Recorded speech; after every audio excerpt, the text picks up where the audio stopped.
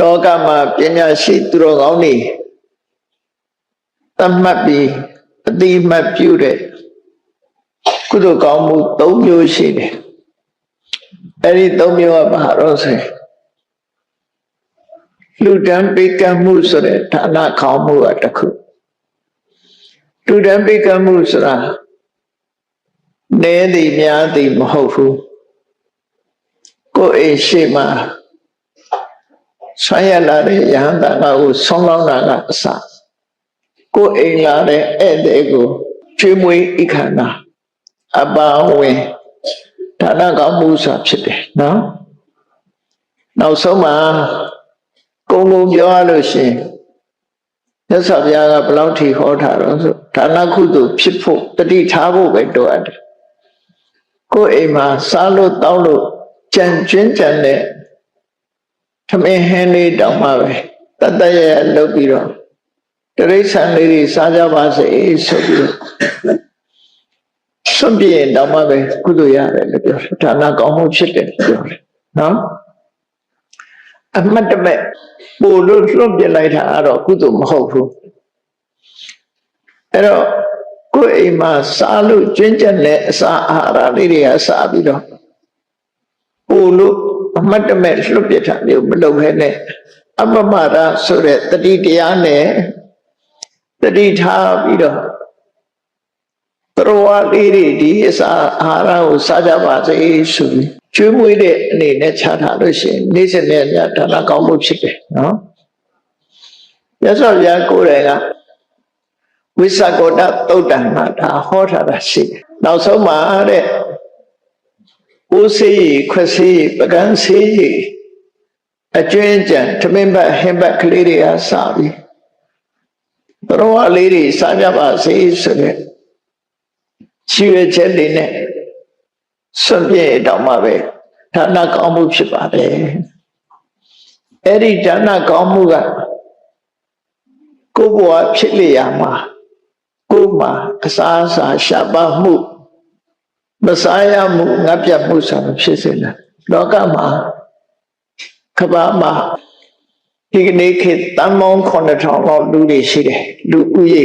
မြန်မာနိုင်ငံမှာတော့တန်50ကျော်လောက်ပဲရှိတယ်နော်အလုံးတစ်ကမ္ဘာလုံးခြုံလိုက်မယ်ဆိုရင်တန်ပေါင်း9000ကျော်ရှိတယ်အဲ9000ကျော်ထဲမှာအချိုးကျတွက်ကြည့်လိုက်မယ်ဆိုရင်လူ8ယောက်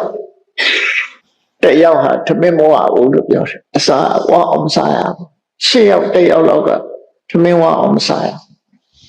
ဝအောင်စားတဲ့လူက9ယောက်လောက်ပဲဝအောင်စားတယ်8ယောက်မြောက်တစ်ယောက်ကမဝအောင်မပြည့်မစုံစားစားလောင်လောင်နဲ့နေရတယ်သရဝါတွေကိုတော့မပြောနဲ့လူသားတွေတောင်မှပဲအစာအာဟာရလောင်ငါမှုမရှိကြဘူးပေါ့ဒါကြောင့်မို့အမှတ်တမဲ့မနေဘဲနဲ့အပမရဆိုတာအဲ့ဒါပြောတာအမှတ်တမဲ့မနေဘူးကိုစားလို့ကျွင်းချက်နဲ့ထမင်းဟင်းလေးကစားပြီးတော့သရဝါတွေစားကြပါစေဆိုပြီးဒီစိတ်စေတနာလေးနဲ့လှူလို့ရှိရင်ဒါနကောင်းမှုဖြစ်တယ်တဲ့သရဝါတွေကိုလှူတဲ့အလှူကအစတရားတုံ့ပြန်အကျိုးပေးတယ်အစတရားဆိုတာကိုယ်ကတစ်ချိန်လှူမယ်ဆိုရင်အချိန်တရားကိုယ်စီမှာတုံ့ပြန်လာတဲ့အကျိုးဖြစ်တယ်လို့ဆိုလို့နော်အဲ့တော့ငယ်ငယ်တော့လူတွေကဆိုလို့ရှိတယ်နှစ်တစ်ခါလွတ်ငါ့ကို10ခါလွတ်ဆိုပြီးသရဝါတွေကိုလွတ်တဲ့အခါသူ့တစ်ခါကဲရင်ကိုယ်10ခါကဲရမယ်ဆိုဒါတော့လောဘနဲ့ခွင့်ရေးယူလုံးအချီအခုမြတ်စွာဘုရားဟောတဲ့အဓိပ္ပာယ်ကသရဝါတူကိုစေရနာနဲ့ကျွေးလိုက်လို့ရှိရင်အဲ့ဒီကုသိုလ်ဟာကိုကျွေးတာတစ်ခါပဲဖြစ်ပြီးမယ်လို့အစတရားကိုယ်စီမှာအကျိုးတရားမှုဖြစ်တယ်လို့ဆိုအဲ့ဒါကဘာနဲ့နားလည်ရမလဲလို့ဆိုလို့ရှိရင်ဗမာပြည်မှာစိုက်တဲ့သစ်ပင်တွေပေါ်ပါတယ်တရက်ပင်နဲ့ပဲဥပမာပြောလို့တရက်ပင်တစ်ပင်စိုက်တဲ့အခါကိုယ်မှတစည်းရွယ်ရင်းနေတာလေတရက်စိတ်လေးတစ်စိတ်ကိုစိုက်လိုက်လို့ရှိရင်အဲ့ဒီတရက်စိတ်တစ်စိတ်ကပေါက်တဲ့အပင်ကြတော့အသီးပေါင်းဘယ်လောက်သိနိုင်ညာချီ အဲ့ဒီရုပ်ဝတ္ထုတွေတောင်မှပဲတရေစိတ်တွေတစ်စိတ်ရင်းနှီးလိုက်တာနဲ့တရေသီးတွေဟာတစ်နှစ်တစ်နှစ်ဆိုအများကြီးသီးအဲ့ဒါပြုလုပ်သူကြောင့်ရလာတဲ့အသီးတွေပဲအဲ့ဒါလိုပဲကုသိုလ်ကံဆိုတာတစ်ခါလုပ်ပြီမဲ့လို့စေရနာဇောတွေရဲ့အစွမ်းအားကြောင့်သူဟာတစ်ချိန်လုံးတာပဲဖြစ်စေအချိန်မောင်းတရားဆိုတာဒီလိုကဏ္ဍတစ်ခုအနေနဲ့ပြောတာမဟုတ်များစွာလို့သူတို့ဆိုလို့တယ်ပေါ့နော်အဲ့ဒါကြောင့်မို့ကုသိုလ်ကောင်းမှုဆိုတာဒါနကောင်းမှုဆိုတာလုပ်ဖြစ်အောင်ကြိုးစားအထောက်အအခုလိုလူကြီးပေးတဲ့ကုသိုလ်မျိုးကတော့မပြောနဲ့တော့ပေါ့တာမန်နေစဉ်ကုသိုလ်လေးတောင်မှဒီလောက်အကျိုးပေးတယ်ဆိုတော့ညာကြီးအကျိုးပေးနိုင်တယ်လို့ဆိုသို့တော့အမတ်တမဲ့တွေမလုပ်ဖို့စိတ်ထားဖြူစင်မှုတော့လိုအပ်တယ်တော်ဝါတွေကိုကျွေးတဲ့ပွေးတဲ့အခါမှာကိုယ့်အတွက်ရည်ရွယ်ပြီးတော့မကျွေးနဲ့ဥပမာကြိုက်တတ်တဲ့ခွေးမွေးထားပြီးတော့ညာလူကြိုက်အောင်လို့ဆိုတဲ့ဟာပြောတဲ့တော့မလုံးနဲ့ပေါ့ခြေကန်နဲ့ငါးတွေမွေးထားပြီးချီးတယ်ဖမ်းစားမယ်ဆိုပြီးတော့နှစ်စားကျွေးနေတာပြုလည်းမလုံးနဲ့ပေါ့အဲ့ဒါတွေကျတော့ဒါနကောင်းမှုလမ်းချော်နေတယ်နော်ကိုခိုင်းမှုကိုလုံးဖို့ကျွေးတဲ့ဟာတစ်မျိုးအခုကမေတ္တာစေရနာအကျဉ်းနဲ့လုပ်တဲ့ကုသိုလ်မျိုးဖြစ်ရမယ်ဒီလိုဆိုလို့ပေါ့နော်တော်ဝါကျွေးရင်လည်းမေတ္တာစေရနာအကျဉ်းတရားနဲ့လုပ်ရင်ဒါနကောင်းမှုဖြစ်တယ်အဲ့ဒီကစလူသားတယောက်ကိုကျွေးလို့ရှိရင်အစာတစ်ထောင်လူသားထဲမှာကိုချင်းသီလနဲ့ပြေးသွားတဲ့ပုဂ္ဂိုလ်ကြတော့အစာပေါင်းများစွာအဲ့ဒီလိုဝေလမသုတ်တံမှာမြတ်စွာဘုရားဟောတော်တယ်နော်အစဉ်စဉ်မတူကွဲပြားတဲ့အနေထားဟောတယ်ဘာကြောင့်မကွဲတော်တာတော့လို့ဆိုလို့ရှိရင်ပြည့်စိုက်တဲ့ဥပမာပဲမြေကောင်းပေါ်မှာစိုက်ရင်တစ်မျိုးမြေညံ့ပေါ်မှာစိုက်ရင်တစ်မျိုးမြေညံ့ပေါ်မှာဆိုရင်အသီးထွက်တာနည်းတယ်မြေကောင်းပေါ်ကျတော့အသီးပိုထွက်တယ်ဒါကြောင့်ပြည့်စိုက်တဲ့အခါမှာမြေရွေးရတယ်လို့ပဲကုသိုလ်ကောင်းမှုပြုတဲ့အခါမှာလည်းရွေးရင်ရွေးသလောက်ကောင်းရင်ကောင်းသလောက်အကျိုးတုံ့ပြန်မှုရှိတယ်လို့ဒီလိုမှတ်နော်ဒါကိုယ်ဘဝမှာအလွယ်အမှားမရှိအကောင်းဆုံးဖြစ်တဲ့မြတ်စွာဘုရားရဲ့ဟောကြားဆုံးမတဲ့နည်းတွေကိုမှတ်သားထားဖို့နောက်တစ်ခုကတော့ဘာလို့ဆိုရင်မာတာပိတုဥပဋ္ဌာနာကိုယ်ပေါ်မှာခြေဆုအကြီးဆုံးမိဘကိုပြုစုလို့ကျွေးတာတာမန်လူတယောက်ကိုပြုစုလို့ကျွေးတာနဲ့မတူဘူးမိဘကိုပြုစုလို့ကျွေးတာကြ။ဘာကြောင့်လဲဆိုရင်ကိုယ်ပေါ်မှာခြေဆုရှိတဲ့ကုသိုလ်ကခြေဆုရှိတာကိုအကြောင်းပြုပြီးတော့မိဘရဲ့ခုံခြေဆုဟာအလွန်ကြီးမား။ဘာကြောင့်ကြီးမားတော့ဆိုတော့ကိုလူပြေရောက်လာတာမိဘကလက်ခံတော့ရောက်တာဟုတ်။မိဘကလက်မခံခဲ့ဘူးဆိုရင်ကိုလူပြေရောက်ဖို့ရှိ။ဒါမို့ကိုလူဖြစ်လာတာကမိဘခြေဆုဆိုတဲ့ခြေဆုတရားကိုတုံးဆက်တဲ့အနေနဲ့လို့ဒီကုသိုလ်ဟာလည်းပဲသူတော်ကောင်းတွေအတိမတ်ပြုတဲ့ကုသိုလ်တစ်မျိုးပဲနောက်ကုသိုလ်ကောင်းမှုကတော့ပပ္ပစ္စသာသနာပေါင်းဝင်ပြီးတော့ရှင်ဖြစ်ကိုခံယူတယ်ယဟန်ဖြစ်ကိုခံယူတယ်အဲ့ဒီမှာလည်းကုသိုလ်ကောင်းမှုတစ်ခုဖြစ်ရှင်ဖြစ်ယဟန်ဖြစ်ခံယူတယ်ဆိုတာကိုချင်းသီလတိုးတက်ပြီးကျင့်သုံးခြင်းပဲဖြစ်တယ်လူဘဝလူဝကြောင့်နဲ့ကျင့်သုံးနိုင်တဲ့သီလကအလွန်ဆုံး၅ပါးသီလကနေပြီးတော့၈ပါး၉ပါး၁၀ပါးပဲစောင့်တည်လို့ရတယ်၁၀ပါးတဲ့မပူလူတွေစောင့်တည်လို့ရရှင်ဖြစ်သွားပြီဆိုလို့ရှိရင်ရှင်သာမဏေတို့ကျင့်ရတဲ့သိက္ခာပုဒ်တွေသိက္ခာ85ပါးကျင့်ဝတ်14ပါးမြတ်စွာဘုရားဆုံးမထားတဲ့လိုက်နာကျင့်သုံးရမယ့်သိက္ခာပုဒ်တွေကတိလတွေကများလာဉာဏ်ဖြစ်ပြီးဆိုရင်ဂရေ9000ကျော်ဆိုတဲ့ကိုချင်းတိလတွေရှိတယ်အဲ့တော့ယဟန်ဘဝကုပြောင်းတယ်လို့ရှင်ဘဝကုပြောင်းတယ်ဆိုတာတိလကိုတိုးတက်ကျင့်သုံးခြင်းပဲဖြစ်လို့အခြေခံအကျဆုံးတိလမှာထွတ်ထိပ်ရောက်တယ်လို့ဒီလိုဆိုအောင်အများဆုံးတိလကိုဆိုပြီးအဲ့ဒါလည်းကြီးမားတဲ့ကုသိုလ်ကောင်းမှုတစ်ခုဒါနဆိုတာကုသိုလ်ကောင်းမှုတွေမှာတော့ အလွယ်ဆုံးနဲ့အစဆုံးလုပ်တဲ့အရာသာဖြစ်တယ်သီလကြတော့ဒါနနဲ့သီလနှစ်ခုရှင်လိုက်ကုသိုလ်ကောင်းမှုတွေမယ်ဒါနတဲ့သီလကပို့ပြီးတော့တန်ဖိုးရှိသွားတယ်။ဘာကြောင့်တန်ဖိုးရှိတယ်လို့ဆိုကိုယ့်ကိုစဉ်းစားကြည့်ဒါနရဲ့အထီးကအကျိုးပေးတာကဖြစ်လျက်ဘဝမှာစီးပွားဥစ္စာအသုံးဆောင်ပစ္စည်းရရှိခြင်းပဲဖြစ်တယ်။အဲ့ဒီမှာဒါနတော့ရှိတယ်သီလမရှိဘူးသီလမရှိလို့သူများအသက်တွေတတ်တယ်သူများဥစ္စာခိုးတယ်ဆိုတဲ့ပုဂ္ဂိုလ်တယောက်ကိုချင်းသီလပြပြတယ်ဆိုတဲ့ပုဂ္ဂိုလ်တယောက်ဟာချမ်းသာတဲ့ဘဝချမ်းသာတဲ့မိဘအိမ်မှာတော့ဖြစ်ပါလေငယ်ငယ်နဲ့သိသွားတာမရှိဘူးလားသီလချိုးရင်းလာသွားရင်ငယ်ငယ်နဲ့သိသွားတာတော့မဟုတ်ငယ်ငယ်နဲ့လူစင်မမီတဲ့ယောဂဝိရဏဖြစ်ပြီးတော့ဘဝအထိပ္ပယ်ဘာမှမရှိတဲ့ပုဂ္ဂိုလ်တွေရှိသီလချိုးရင်းလာလို့ရှိရင်မိခင်ဝမ်းကတည်းကမျက်စိကွဲလာတဲ့ပုဂ္ဂိုလ်တွေနာမကြတဲ့ပုဂ္ဂိုလ်တွေဆွမ်းအားနေတဲ့ပုဂ္ဂိုလ်မျိုးတွေဖြစ်ဒါနာရှိလို့သုံးဆွဲเสียတော့ရှိပါရဲ့အစားအစာအေးစရာထိုင်စရာရှိတော့လည်းပဲသီလချွတ်တဲ့မှုကြောင့်သူဟာကျမ်းမာသူမဟုတ်ဘူးဆင်းဒီယောဂဝိရဏထူပြောတဲ့ပုဂ္ဂိုလ်ဖြစ်တယ်အဲ့တော့သူချမ်းသာဒုက္ခဟာတချို့များဆေးကုရတာနဲ့ကုန်တယ်ဆိုတာရှိတယ်နော်အဲ့ဒါလို့သီလချိုးရင်လာပြန်လို့ရှိရင်လည်းဘလောက်ပဲချမ်းသာပြေဝတဲ့ဘဝမဟုတ်ဘူးတဲ့ဒါကြောင့်မို့လို့ချမ်းသာတာဟာကျမ်းမာမှပို့ပြီးတော့အထိပ္ပယ်ရှိတယ်ဒါကြောင့်ဒီရှုထောင့်ကကြည့်မယ်ဆိုရင်လည်းဌာနနဲ့သီလနှိုင်းယှဉ်လိုက်ရင်ဒါသီလရဲ့အကျိုးကပို့ပြီးတော့ကောင်းဒီလိုဆိုလို့တယ်ပေါ့နော်ဌာနရဲ့အကျိုးကအသုံးဆောင်ပစ္စည်းဥစ္စာရရှိခြင်းသာဖြစ်တယ်သီလရဲ့အကျိုးကြတော့လူဘဝမှာကျဉ်းကျဉ်းမာမာနဲ့ဒီလိုဖြစ်တယ်ဒါကြောင့်မြတ်စွာဘုရားသီလတဲ့ဌာနတဲ့သီလကမြတ်တယ်လို့ဒီလိုဟောတာဒါကသီလတဲ့ဘာကမြတ်တုံးဆိုရင်သမထဘာဝနာကမြတ်တယ်သမထဘာဝနာလို့ဆိုတဲ့ပဲအထူးအဖြင့်ပေါ်ပြတာတော့မေတ္တာဘာဝနာဒါနကောင်းမှုသီလကောင်းမှုတွေတဲ့ပို့ပြီးတော့ချီးမားတဲ့ကုသိုလ်ကောင်းမှုကတော့ကိုယ့်ရင်ထဲကအမုန်းကင်းစင်အောင်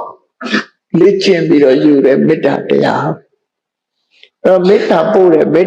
တယ်ဆိုတာဘာရည်ရွယ်ချက်နဲ့ပို့ကြတာတုံးဆိုတာကိုယ့်အကိုတတိထားဖို့လိုအပ်တယ်နော်မေတ္တာပို့ရင်ချမ်းသာတယ်ဆိုပြီးလူတွေကချမ်းသာခြင်းလို့မေတ္တာပို့အမှန်ကမေတ္တာပွားတာဘာအတွက်တုံးဆိုရှင်ထဲကအမုန်းတရားပြောင်းအောင်ပွားကိုယ့်ရင်ထဲမှာရှိတဲ့ဒေါသမရှိအောင်မေတ္တာပွားတယ်သူများရင်ထဲမှာရှိတဲ့ဒေါသပြောင်းအောင်ပွားတာမဟုတ်ဘူးကိုယ့်ရင်ထဲမှာအမုန်းတရားမရှိအောင်လုပ်ရတယ်မေတ္တာနဲ့ကိုယ့်ရင်ထဲကဒေါသကိုဖြောက်ဖို့မေတ္တာဘာဝိတ္တဘာဒေါသတဘာဟနာယဒေါသကိုဖယ်ရှားပစ်ဖို့အမုန်းစိတ်တွေပျောက်သွားဖို့အတွက်မေတ္တာဘာဝိတ္တဘာမေတ္တာပွားရမယ်လို့ပြောဆိုတယ်လောကမှာလူရည်လေးဖြစ်လာတဲ့အခါမှာလူချင်းချင်းလည်းမုန်းကြတယ်လူကနေပြီးတော့တိရစ္ဆာန်ကိုလည်းမုန်းတယ်လူကနေပြီးလူနဲ့တိရစ္ဆာန်အပြန်လာမုန်းလိကြတယ်လူနဲ့နတ်နဲ့မမြင်ရပဲလို့မုန်းကြတာတရားတွေဟာရန်လိုတဲ့စိတ်တွေအမုန်းစိတ်တွေဟာရှင်ထဲမှာရှိနေကြအဲ့တော့ကိုယ့်ရင်ထဲမှာအဲ့ဒါလို့မုန်းတီးတဲ့စိတ်တွေမရှိအောင်ဖြစ်မလာအောင်အကြောင်းတိုက်ဆိုင်တောင်မှဖြစ်မလာအောင်မေတ္တာပွားမယ်လို့ပြောတာနော်အခုခေတ်မေတ္တာပွားတာအဲ့တိုင်းဟုတ်ကလားတပည့်တို့စီးပွားဥစ္စာဖြစ်အောင်မေတ္တာပွားပေးပါဗျာအနေကင်းအောင်မေတ္တာပွားပေးပါဗျာဒီလိုပဲဖြစ်နေအနေကင်းရင်တို့မေတ္တာပွားတာသို့တော့ရှင်ထဲကအနေကြီးကိုတော့တိုင်းထားတယ်အဲ့ဒီအနေဆိုတာအမုန်းတရားကိုပြောတာနော်အဲ့တော့ကိုယ့်ရင်ထဲကဖေးရအနေရကိုအရင်ပျောက်အောင်ကြိုးစားအထောက်သူများကကိုယ်မုန်းတာချက်တာအဓိကမဟုတ်ကိုယ်ကမမုန်းဖို့ပဲအရေးကြီးကိုယ့်ရင်ထဲမှာရှိတဲ့ဒေါသသည် ကြီးထွားလာတဲ့အခါမှာအပင်ငရဲချရင်ကိုယ်ပဲချမှာပဲလေဒါမှမဟုတ်ဒေါသနဲ့သိတဲ့ပုဂ္ဂိုလ်တွေကငရဲရောက်တာအဲ့ဒါကြောင့်မို့ရှင်တွေကဒေါသပြောက်အောင်ဘယ်သူကိုမုန်းနေဆိုတာမရှိအောင်မေတ္တာကိုရင်ထဲမှာအခိုင်အမာတည်ဆောက်ရမယ်လို့သူပြောတယ်ဒါကြောင့်မို့မေတ္တာကိုအခိုင်အမာတည်ဆောက်လို့တမာရီစွမ်းအားတွေပြေဝလာပြီဆိုလို့ရှိရင်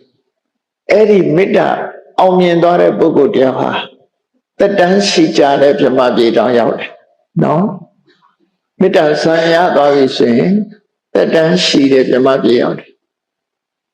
လူပြေဆိုတာတက်တန်းအလွန်ရှိတာမဟုတ်ဘူးနတ်ပြေကလည်းတက်တန်းရှိတာမဟုတ်ဘူးဗြဟ္မလည်းစာလို့ရှိရင်လူပြေတို့နတ်ပြေတို့အသက်ကိုနှစ်နဲ့ပဲရည်တွက်တယ်ဗြဟ္မအသက်ကြတော့ကဘာနဲ့တွက်ရတယ်ဘယ်နဲ့ကဘာဆိုအဲ့လိုတွက်တယ်ဥဒ္ဓမအသက်ရှိတဲ့စီကိုရောက်စေနိုင်တယ်ဆိုတော့သူ့ရဲ့အကျိုးကပိုကြီးမားတယ်လို့သူတို့ဆိုလို့နော်နောက်တစ်ခါမေတ္တာဘာဝနာနဲ့သမထဘာဝနာထဲပို့ပြီးတော့ကောင်းတဲ့ကုသိုလ်ထဲမှာအကောင်းဆုံးကုသိုလ်လို့ပြောရမယ့်ကုသိုလ်ကတော့ဝိပဿနာဘာဝနာကုသိုလ်ပဲဖြစ်တယ်ဝိပဿနာဘာဝနာကုသိုလ်ဆိုတာခက်ကြမ်းကြမ်းကိုကိုယ့်အကိုတွေ့ကြည့်ခက်ကျဲကျဲအခုတည်းနိုင်ငံတကာနှစ်သက်ကူမှာ2018ခုနှစ်ကုန်သွားပြီ2019ထဲရောက်လာပြီ2019ထဲမှာတစ်နှစ်ဆိုရင်365ရက်ရှိတယ်မဟုတ်လား365ရက်တည်းကဒီနေ့ဇန်နဝါရီလ5ရက်ဆိုတော့360ပဲကျန်တော့တဲ့ရက်5ရက်ရော့သွားပြီအဲ့ဒီလိုရော့သွားတာပြောင်းလဲနေတာကိုသတိထားဖို့လိုတယ်ကိုယ်ထင်တယ်ရက်သာရော့သွားတယ်ထင်တယ်ကိုနေဖို့အသက်ရော့မသွားဘူးလားနေဖို့5ရက်ရော့သွားပြီ2015ထဲမှာ365ရက်နေရဆို5ရက်ရော့သွားအဲ့တော့ဘယ်ရာမှယက်တည်နေတာမဟုတ်ဘူးအခုပဲနှစ်သက်ကူပြီအခု9ရက်ကုန်သွားပြီနောက်ရက်တွေလည်းဒီလိုကုန်သွားမှာပဲဆိုတဲ့မတည်မြဲတဲ့သဘာဝတရားကိုစဉ်းစားနိုင်အောင်ကြိုးစားအဲ့ဒါကဝိပဿနာလမ်းကြောင်းမဟုတ်စတင်ပြီးတော့ဝင်ရောက်တာလို့ခေါ်တယ်နော်အေးအသက်အရွယ်ကြီးတဲ့ပုဂ္ဂိုလ်တွေကငယ်တဲ့ပုဂ္ဂိုလ်တွေကိုကြည့်ထိုးငယ်တုန်းကအဲ့ဒီအရွယ်အဲ့ဒီရုပ်ရည်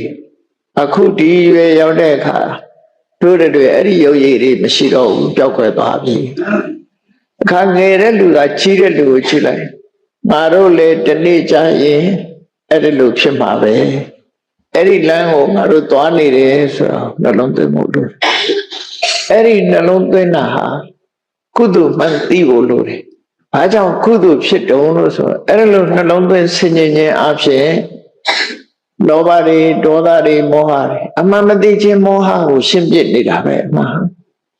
လူတွေကကိုယ့်ကိုယ်သိတယ်လို့ထင်နေတာမသိဘူးအဲ့ဒီအချိန်မှာမသိလို့တွေးနေတာကဖြစ်တယ်နော်မသိရအမှောင်ပဲဆိုတော့2015ခုနှစ်အခု2019ခုနှစ်18ခုနှစ်ကုန်သွားပြီသူကုန်တာလို့ထင်တယ်အဲ့လိုမထင်မဲနဲ့2018ခုနှစ်မှာငါတို့ရဲ့တဏ္ဍမှာရှိတဲ့ယုတ်တိနန်းတွေခွန်အားတွေအလုံးဟာဆုံးရှုံးသွားပြီပြန်ယူလို့မရတော့ဘူးကုန်ဆုံးသွားပြီလို့ဒီလိုမသိဘူးဆိုရင်ဒါမှောင်နေတဲ့အဝိဇ္ဇာပဲနော်အဲ့ဒါလို့သိလိုက်ပြီဆိုလို့ရှိရင်ဒါအလင်းတစ်ခုပဲအမှန်သိတာပဲလေအဲ့ဒါလို့အမှန်သိဖို့အမှန်တမ်းအရေးကြီးတယ်အမှန်သိခြင်းကြောင့်ဘာအကျိုးရှိတုံးလို့မေးမယ်ဆိုလို့ရှိရင်အမှန်သိခြင်းကြောင့်အမှားပေါ်မှာတွေ့ဖက်ပြီးတော့ကိုယ့်ကိုဟုတ်လာပြီဆိုတဲ့အနေအထားမျိုးမဖြစ်တော့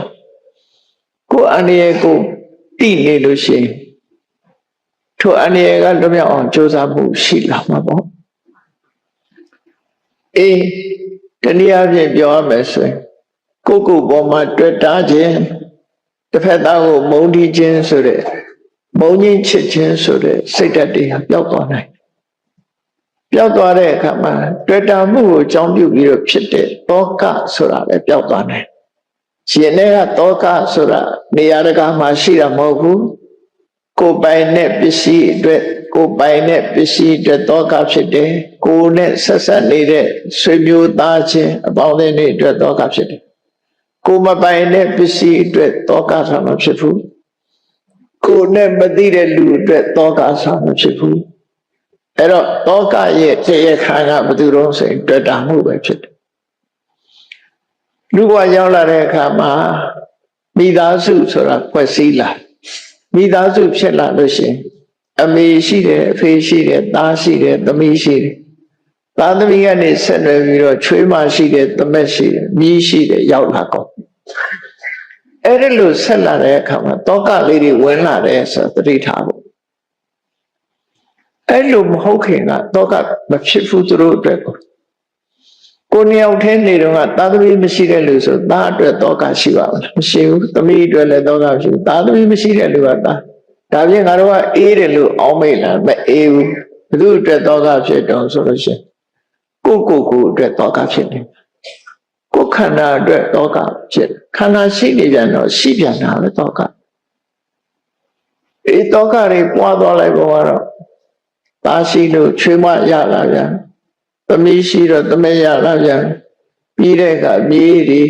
ကနေတစ်ခါတစ်ဆင့်ဟိုတီတွတ်ကျွတ်ဆက်ထီအောင်အဲ့ဒီလိုတွေ့တာမှုတွေကနေဖြစ်လာပြီးတော့တောကတွေရဲ့ရှင်းလဲရောက်လာအဲ့ဒီတောကတွေကိုဝိပဿနာလို့ခေါ်တဲ့ဘယ်အရာမှမမြဲဘူးဆိုတဲ့အသိဉာဏ်နဲ့သာဖယ်ရှားလို့ရတယ်ဉာဏ်နဲ့နည်းနဲ့ဖယ်ရှားလို့မရဘူးနော်တွေ့တာမှုကိုဖယ်ရှားမှတောကဆိုတာပြောက်တယ်တွေ့တာမှုရှိတဲ့နေရာတောကဖြစ်တာပဲဝိចេတနာပြည့်စုံလို့ကာရစီဝယ်စီလိုက်တယ်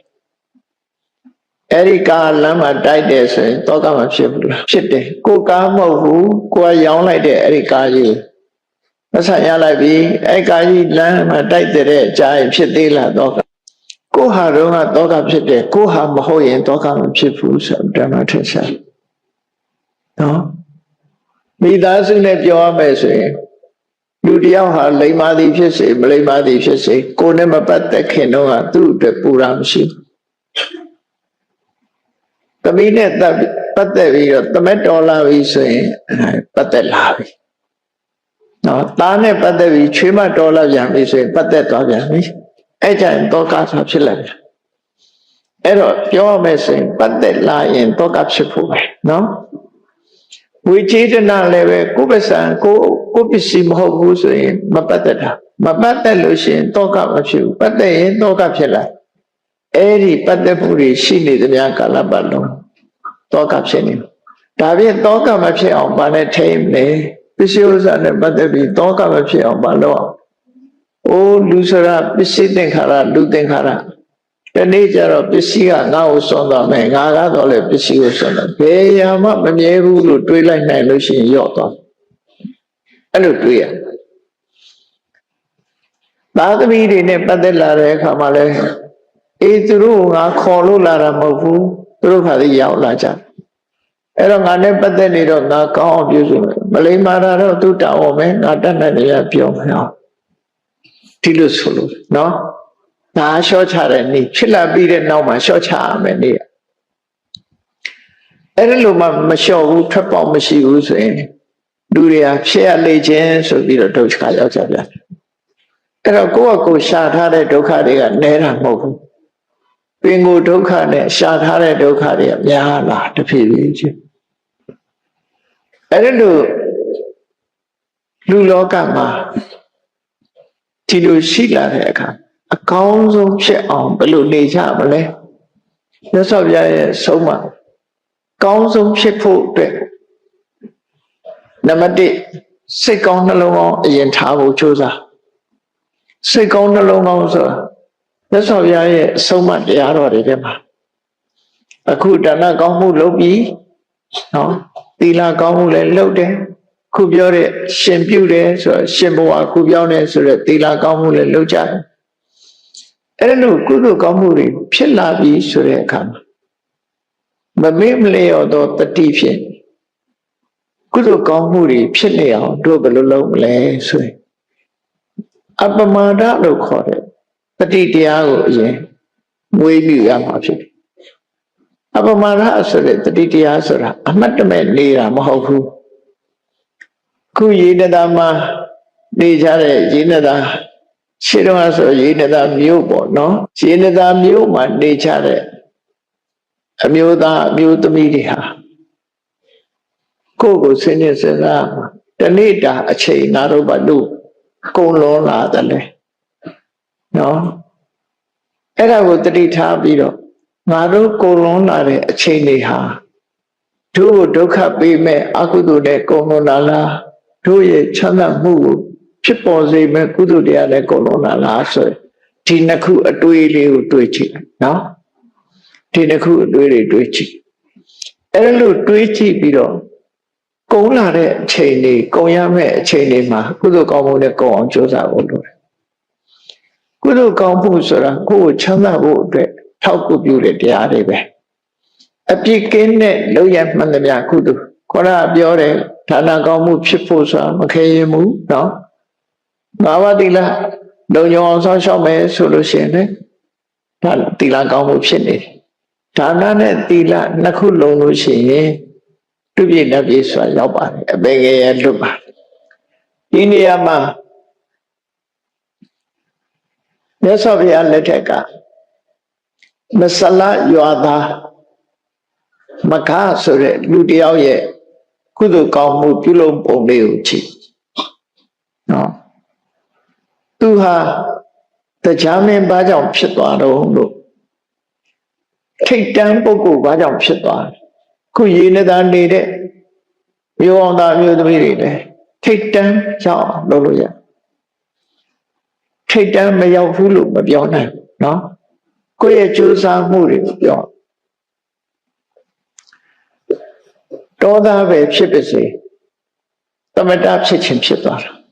အခုသမထဖြစ်နေတဲ့ပုဂ္ဂိုလ်တွေကဓမ္မပြေမှာတောသားတွေကနေသမထဖြစ်သွားတာရှိအဲ့တော့ဘုန်းကြီးဖြစ်တာတော့အပြောနဲ့တော့တောသားတွေဘုန်းကြီးဖြစ်တာပိုများနော်အဲ့တော့တောသားဖြစ်ဖြစ်ဘာပဲဖြစ်ဖြစ်အမတ်တရားနဲ့ကိုယ့်ကိုမြင်မာလာအောင်ကြိုးစားအထောက်မှုအဓိကကြတယ်ဒါကြောင့်မို့ကြိုးစားဖို့မဆလကျွမ်းမှနေတဲ့မခါဆိုတဲ့သူကြောင့်ဟာသူ့ကိုဘယ်ကုသိုလ်လုပ်ရမယ်လို့သွန်သင်ပြတာဆုံးမတဲ့ပုဂ္ဂိုလ်တော့မရှိသူစိတ်ကူးနဲ့သူတွေးကြည့်တယ်သူစိတ်ကူးနဲ့သူတွေးပြီးတော့သူပထမဆုံးလှုပ်တာပါတော့ဆိုရင်ဆရာရွာသားရတန်ရှင်းလူသူသွားတဲ့လမ်းလေးအမိုက်တရိုက်ကင်းစင်ရေးပဲလှုပ်တယ်သူစေတနာနဲ့သူလှုပ်တယ်နော်လူတကာသွားတဲ့လမ်းကိုဆူးညောင်းခလုတ်တွေမရှိအောင်အလုအားတဲ့အချိန်မှာဒါသွားလှုပ်တယ်ကိုယ့်အတွက်လှုပ်တာမဟုတ်ဘူးလူတကာသွားတဲ့လမ်းမှာလှုပ်တယ်အဲ့တော့ခဏခေတ်တော့လူတွေကအမှတ်မဲ့နေကြတော့လူတကာသွားတဲ့လမ်းကိုဘာဖြစ်ခဲ့အမိုက်ပစ်ခဲ့တန်ရှင်းလောက်ရမဲ့စာအမှတ်ပစ်ခဲ့တယ်နော်အဲ့တော့ကုသိုလ်ကောင်းမှုဆိုတာဒီအမိုက်ဖြစ်တဲ့အခါမှာကိုယ့်အကိုပြစ်ချင်လို့ပြစ်တာဘာဖြစ်လဲဆိုတဲ့မလေးစားမှုနဲ့လုပ်လို့ရှိရင်ပုဂ္ဂလအနာတရတဲ့ကိုယ်နဲ့အတူတကွနေတဲ့ပုဂ္ဂိုလ်တွေပေါ်မှာ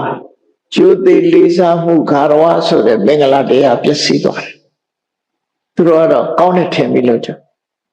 ခါရဝတရားပျက်စီးသွားတယ်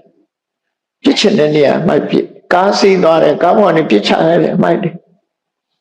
အဲ့ဒါခါရဝတရားလေးစားပျက်စီးတယ်နောက်တစ်ခါဓမ္မခါရဝဓမ္မဂရုဓမ္မအနာဒရဓမ္မအနာဒရဆိုစိကံဥပဒေကိုလေးစားတာအဲ့ဒီဓမ္မအနာဒရဆိုရယ်စိကံဥပဒေကိုလေးစားမှုလေသူ့မှာပျက်စီးသွားလေးစားမှုကနှစ်ခုရှိတယ်ပုဂ္ဂိုလ်ကိုလေးစားတာတစ်ခုစိကံဥပဒေတရားဓမ္မကိုလေးစားတာတစ်ခုအဲ့ဒီစိကံကိုမလေးစားရင်လည်းအပြစ်ပဲပုဂ္ဂိုလ်ကိုမလေးစားရင်လည်းအပြစ်ပဲလမ်းပေါ်မှာအမိုက်ချသွားတဲ့ပုဂ္ဂိုလ်ဟာစိကံကိုလည်းမလေးစားရောက်တယ်လမ်းတော်လမ်းလာကိုယ့်ရဲ့ပတ်ဝန်းကျင်မှာရှိတဲ့ ညီသူကိုမဆိုပုဂ္ဂိုလ်တွေကိုလည်းမလေးစားဘူးလို့ထထပဲရောက်တယ်ဒါလည်းအပြစ်ရှိတယ်လို့ခေါ်နော်ပြစ်ရှိတယ်လို့ခေါ်အိမ်လမ်းမရှိတဲ့အမိုက်ကလေးကောက်တယ်ဟိုဟာအပြစ်ရှိတယ်ဆိုရင်ဒါကောင်းကျိုးရတယ်ကုသိုလ်ဖြစ်တယ်လူတကာသွားတဲ့လမ်းမှာအမိုက်တရားကိုဖယ်သွားတာကိုဘာခေါ်တော့မေတ္တာကာယကံလို့ခေါ်တယ်ချမ်းသာကြပါစေချမ်းသာကြပါစေပဇာကသာအော်နေပြီးတော့လက်ကချင်းကိုတစ်ဖြတ်ဖြတ်ရိုက်နေနော်ဘရောရီချမ်းသာကြပါစေပြောပြီးချင်းလာကြိုက်ဖတ်ကနေချတဲ့ရှင်တွေကအမုန်းတရားကိုဖယ်ရှားမပြစ်ဖက်နဲ့ပဇာကပဲချမ်းသာပါစေလို့မေတ္တာပို့နေအဓိပ္ပာယ်မရှိဘူးအဲ့ဒါချမ်းသာကြပါစေလို့ပြောတဲ့လမ်းမှာဆူးညောင်းခလုံးတွေ့တာလေးတောင်ဖယ်မသွားဘူးဆိုရင်သူရဲ့ချမ်းသာတယ်ဆိုတဲ့စိတ်ဟာတကယ်အစစ်မှန်မဟုတ်တော့ဘူးတကယ်ချမ်းသာစေခြင်းဒီလမ်းပေါ်လျှောက်တဲ့လူတွေခလုံးမထီဆူးမကြီးကြပါစေနဲ့ဆိုဖယ်ထားခဲ့ပေါ့ဟောကုသိုလ်ရဖို့ရတွေကိုပြောပြတာနော်မကားဆိုတဲ့လူဟာဘာစလုပ်တာတော့ဆိုလမ်းသွားလမ်းလာတွေခလုံးမထီဆူးမကြီးရအောင်မိုက်တဲ့ရိုက်ကစားပြီးဖယ်ရှားတယ်ခလုံးကသိန်းနေရှင်ဖယ်ရှားတယ်ခြိုင်းရှိလို့ရှိရင်ဖို့ပဲတယ်အဲ့ဒါကုသိုလ်ရတဲ့အလုပ်တွေပဲအလုံးကိုကုသိုလ်ရတဲ့အလုပ်တွေဒုတိယပစ္စကုံမှာကုသိုလ်ရတယ်ထင်တယ်မနဲ့ကြီးထိုးပြီးအလှကြီးပေးမှကုသိုလ်လို့ထင်တာပစ္စမကုံတဲ့ကုသိုလ်တွေအများကြီးပဲဟုတ်လားပစ္စမကုံတဲ့ကုသိုလ်အခုတရားနာနေတာလည်းကုသိုလ်ရတယ်ဘာကြောင့်ကုသိုလ်ရတာတော့ဆိုတရားအတိတွေသိနေတာကွာဒါပညာဆိုတာကုသိုလ်ပဲလေကိုယ်ရင်လည်းကောင်းကျိုးချမ်းသာပေးစေတတ်တဲ့အရာကိုကုသိုလ်လို့ခေါ်တာအဲ့တော့အဲ့လိုတန်ရှင်းရေးလုပ်ပြီးအရှိအဝါဒကောင်းတဲ့သစ်ပင်တွေဆိုလို့ရှိရင်သူကသစ်ပင်အောက်မှာရှင်းထားတဲ့အခါကျတော့လမ်းတော်လန့်လူတကာကအဲ့သစ်ပင်လေးအောက်ရှင်းလေးဆိုဝင်ပြီးရိတ်ခိုကြတယ်နားကြတယ်အဲ့ဒါကိုသူကချိတယ်။အော်လူတွေဟာတတ်တတ်ရှင်းရှင်းလှလှပပလှုပ်ထားရင်ကြိုက်တယ်ဆိုတော့သူသဘောပေါက်တာ။လူတွေဟာကောင်းတာလှုပ်ထားရင်ကြိုက်တယ်လို့ဆိုသူသဘောပေါက်တာ။ပေါက်လာတဲ့အခါကျအများကြိုက်တဲ့အများသဘောကျတာငါလှုပ်မယ်ဆိုပြီးတော့လှုပ်တယ်။အဲ့တော့လှုပ်ရင်းနဲ့သူ့အလုပ်ကခြေပြန့်လာလမ်းနေပြင်းနေအရေးအဝတ္တကောင်းသစ်ပင်တွေစိုက်တယ်သစ်ပင်အောက်တွေရှင်းတယ်အဲ့ဒီလှုပ်လာတဲ့အခါကျတော့သူလှုပ်နေတာကိုမြင်တဲ့ရွာသူရွာသားတွေကမေးကြတယ်ကိုမကဘာလှုပ်တာတော့ဆိုဟာအများသဘောကျတဲ့အလုပ်ကျွန်တော်လုပ်တာပါဆိုဟိုလူကလည်းကျွန်တော်လည်းဝိုင်းလုပ်ပါမယ်တော့ပြတက်လဲယူဝိုင်းလုပ်အဲ့လိုလုပ်တဲ့လူတွေကတဖြည်းဖြည်းများလာတော့32ယောက်ထိအောင်ရှိတယ်သူ့ဖွဲ့ရက်ရွာတန်ရှင်းအောင်လုပ်တာဟုတ်လားရည်တတ်လည်းအဲ့လိုလုပ်ရင်ကောင်းတယ်ကြားလားလမ်းမေးမှာအမိုက်တရားတွေမရှိအောင်ကိုယ်ရွာကြည့်လိုက်ရင်တန့်ပြတ်နေအောင်ဟောအဲ့လိုတွေလုပ်ချတယ်ဆိုရင်လမ်းကဟာဒီရွာကတန့်ရှင်းလိုက်တာဒီမျိုးကတန့်ရှင်းလိုက်တာဖြတ်သွားဖြတ်လာလူတွေကစိတ်ထဲမှာကြည်နူးသွားတယ်ဆိုအဲ့ဒီကြည်နူးစေမှုကိုပြုလုပ်ပေးတာမေတ္တာပဲလူတကာမြင်ကြည်နူးသွားစေရမယ်ကိုယ်အိမ်ရှိမှဖုံနေမထားစေရဘူးကြည်နူးအောင်လူတွေအတွက်တတ်တတ်မြဲဖြစ်နေရမယ်ဆိုပြီးတရားမင်းဖြစ်အောင်လုပ်တဲ့ကုသိုလ်အဲ့ဒီကုသိုလ်အလှကြီးပေးတာမဟုတ်ဘူးပတ်စံနေအများကြီးကုန်တာမဟုတ်ဘူးအဲ့ဒါလို့လုပ်လိုက်တာတရွာလုံးဟာတတ်တတ်ပြန်ကြီးဖြစ်သွားတယ်အဲ့လိုလှုပ်ရင်းကနေပြီးနောက်ဆုံးမှာတပြည့်အုပ်ချုပ်တဲ့ရွာသက်ကြီးရဲ့မမှန်တဲ့ပေးမှုကြောင့်တပြည့်အုပ်ချုပ်တဲ့ဘုရင်ကအုပ်စုဖွဲ့ပြီးတော့လှုပ်နေတဲ့လူတွေကိုအထင်လွဲပြီးတော့ဖန်ခံရသေးတယ်အဲ့ဒါတော့ဇာလံအကျယ်ပြောတော့ဖန်ခံလိုက်ရတယ်နောက်ဆုံးမှာအမှန်တရားဆိုတာပေါ်လာတာပေါ်လာတဲ့အခါကျတော့ဘုရင်ကသူတို့စင်တစည်းဆုချလိုက်ပြီးတော့အဲ့ဒီရွာကိုပါပိုင်စားခွင့်ပေးလိုက်တယ်ကုသိုလ်ကောင်းကိုပို့လှုပ်ချသူတို့ရွာတိုးတဲ့တာယာရေးပန်းဥယျာဉ်တွေလှုပ်တယ်ရေတွင်းရေကန်တွေဖော်တယ် Eri Yuana Chatandola and Ludiha, Kitakana, Yeko Jare, Dejare Swapsio. A Konu Lopija. We delayed and I know Ale Shida Rekaja. To the Mahalusura, Magaye, knew the meat to it, to them. To a Johnny Beader. Napima, a canna so. The New Year at Yomasu, the Mayo big man evil, no? To the master of big man, not the see which about a big man pocket. To look at it, Uyanga down in the Natima, Nano Uyan Swapshipas. To do it a Yeganga Homa, Setalata, Uyano Yi Swapshipa. That Macaro, a prayer, Kutukamu, Locha. Added the yo, those don't yo. Through the recama, down in the Nabi Yapiro. Through ma Nachana, Bumuari, Dubi don't look at a Hari, a dime Homa, Pide, Yaza, Semene, Paymani, Uyini, Omemani, Seneyadar. Kudukamuye, Juha, Madama Chima. Rajamu. Kutana ne kuduliu, matame manine. Jaya Buja Taya on Kudidama Shide Buguri, the water de Buguri, Supambiro, Loja Kanya Messi, Ponya the Haya, Kudu Kamu Bubo Pube Pibiro, Tanshin Taya, Tamjadon, Chitimo, Tanshin Taya, Tamjabiro. Any day from you to tell. Every low Coco and low chair. Could come low chair method. A day loadia. Could be a ulu timby. As I go my good way, I'm ulu timby. Malo penny. Go on, then a social motion. Owali yala rekama. Tamushi de good luckily, cuckoo did ya. Sedaka Mangane, Duini, Adina, Pusin, Seta Lady in Shia, Josa, Atoa, man, so. Dowry in the Nepima, young nature at Bogoria, the Chainonga Duwaga, Duri website. Turuga, Kudu Gomu, Tamatara, Konamushi. Dowry in the Napi, young native Bogoria. Napi Yapo, Deconacure, Deconacu Loba, Lopio. Napi Dwajanya, and Lofu Lure, no? Say Chaya, that's how Yakur and Hotter, no? Namatica Baroso, Mata Pitti Pran Santo. Vivago, you did this as well. Chusu Sosayame, New Power, Pimtayabu. Sadalo Sazayame, Chuyame, Moyame, Miba, Usabi. Viva go Pusu Leja, Chimado Kudu Kamu Kupsete, Tata Ku, no? Kuli sit up, Asayina. Kumyu Kuya. I tell you a cheated Pukurigo, Lisa the Mupuame. Tanadria through we was a low bede, Chonjai Kama, Kuni. Bambore. Oh. Eri Kuduria. Towering the Nabi and Nadia. Through Nabi while you change on the Cape Kaune Kuduri through the matter. Do the other thing the Divu Dario Kudulu? Oh. Jayama see that Mio Power you Kusaida.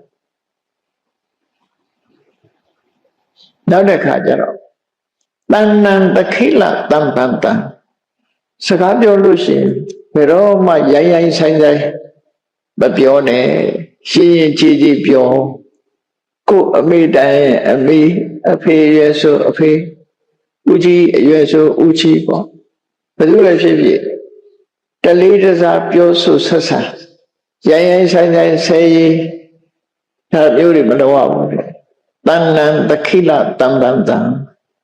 Eros a Gabiora, Yen Gigi, Chujo Dada Bioji Hale Kutubi. Jaya said Biora, Fruda was a local. No ye gender move. Any Fruda was Asura. ဘယ်သားရင်ထဲမှာအင်္ဂနဲ့ဖြစ်အောင်မပြောရအောင်ဒီလိုဆိုလို့နာကြီးတော့အောင်လို့ပြောချိုးချိုးသားသားပြောရမယ်လို့ဆိုတယ်အဲ့ဒီစကားချိုးသားစွာပြောဆိုမှုလေးကိုပဲကြီးမားတဲ့ကုသိုလ်ကောင်းမှုတစ်ခုနော်ကြီးမားတဲ့ကုသိုလ်ကောင်းမှုတစ်ခုရိုင်းရိုင်းဆိုင်ဆိုင်ပြောတာတို့ဆွဆွဲတာတို့ကိုလူရဲ့ပါးစပ်မှာခုတ်ဖြတ်တတ်တဲ့မစိန်တလက်ပေါ်ထွန်းနေခြင်းပဲမြတ်စွာဘုရားကအဲ့လိုခေါ်တယ်လူတွေဟာပါးစပ်နဲ့ကိုယ့်ကိုဖြည့်ဆည်းကြတယ်ကုထာရိဆိုင်တေမုခေလူတွေဟာကိုယ်ပါးစပ်ကိုမထိန်သည့်အတွက်ကြောင့်အပြောဆိုရက်စက်ကြမ်းတမ်းသည့်အတွက်ကြောင့်ဖြစ်လျက်ဘဝမှာအဲ့ဒီတိုင်ခံရရတယ်နော်ဒါကြောင့်မို့ဘယ်တော့မှအော်ဟစ်ကြမ်းတမ်းပြီးတကယ်တော့ကြားဘူးတဲ့လူတွေမှာလူတကာကိုစောင့်မြောင်းပြီးတော့ဩနာဝန်းကြတွေဟဲ့ဘယ်သူခိုးသွားတာတော့လဲဆိုပြီးတော့ဩနာဝန်းကြတယ်ဆဲတာနော်အဲ့လိုဟာမျိုးတွေဆဲကြနေရလူတွေအဲ့ဒါမျိုးပိုးဆဲသေးတယ်နော်သေနာကောင်လို့လည်းပြောတယ်အဲတော့ကြားဘူးတာလေဘယ်သေနာကောင်ကလောက်သွားတာတော့ဘယ်ဩနာဝန်းကြတွေကဒီအသီးခူးသွားတယ်လဲဆိုပြီးတော့အဲ့ဒီလိုဟာမျိုးတွေမပြောမိအောင်ကြိုးစားရမယ်ဒီလိုဆိုလို့တဏ္ဏံတခိလတမ္ပတ္တပေတုနေယပဟာယိနာဆိုတယောက်နဲ့တယောက်မတက်အောင်ခုံးမချောရဘူးနော်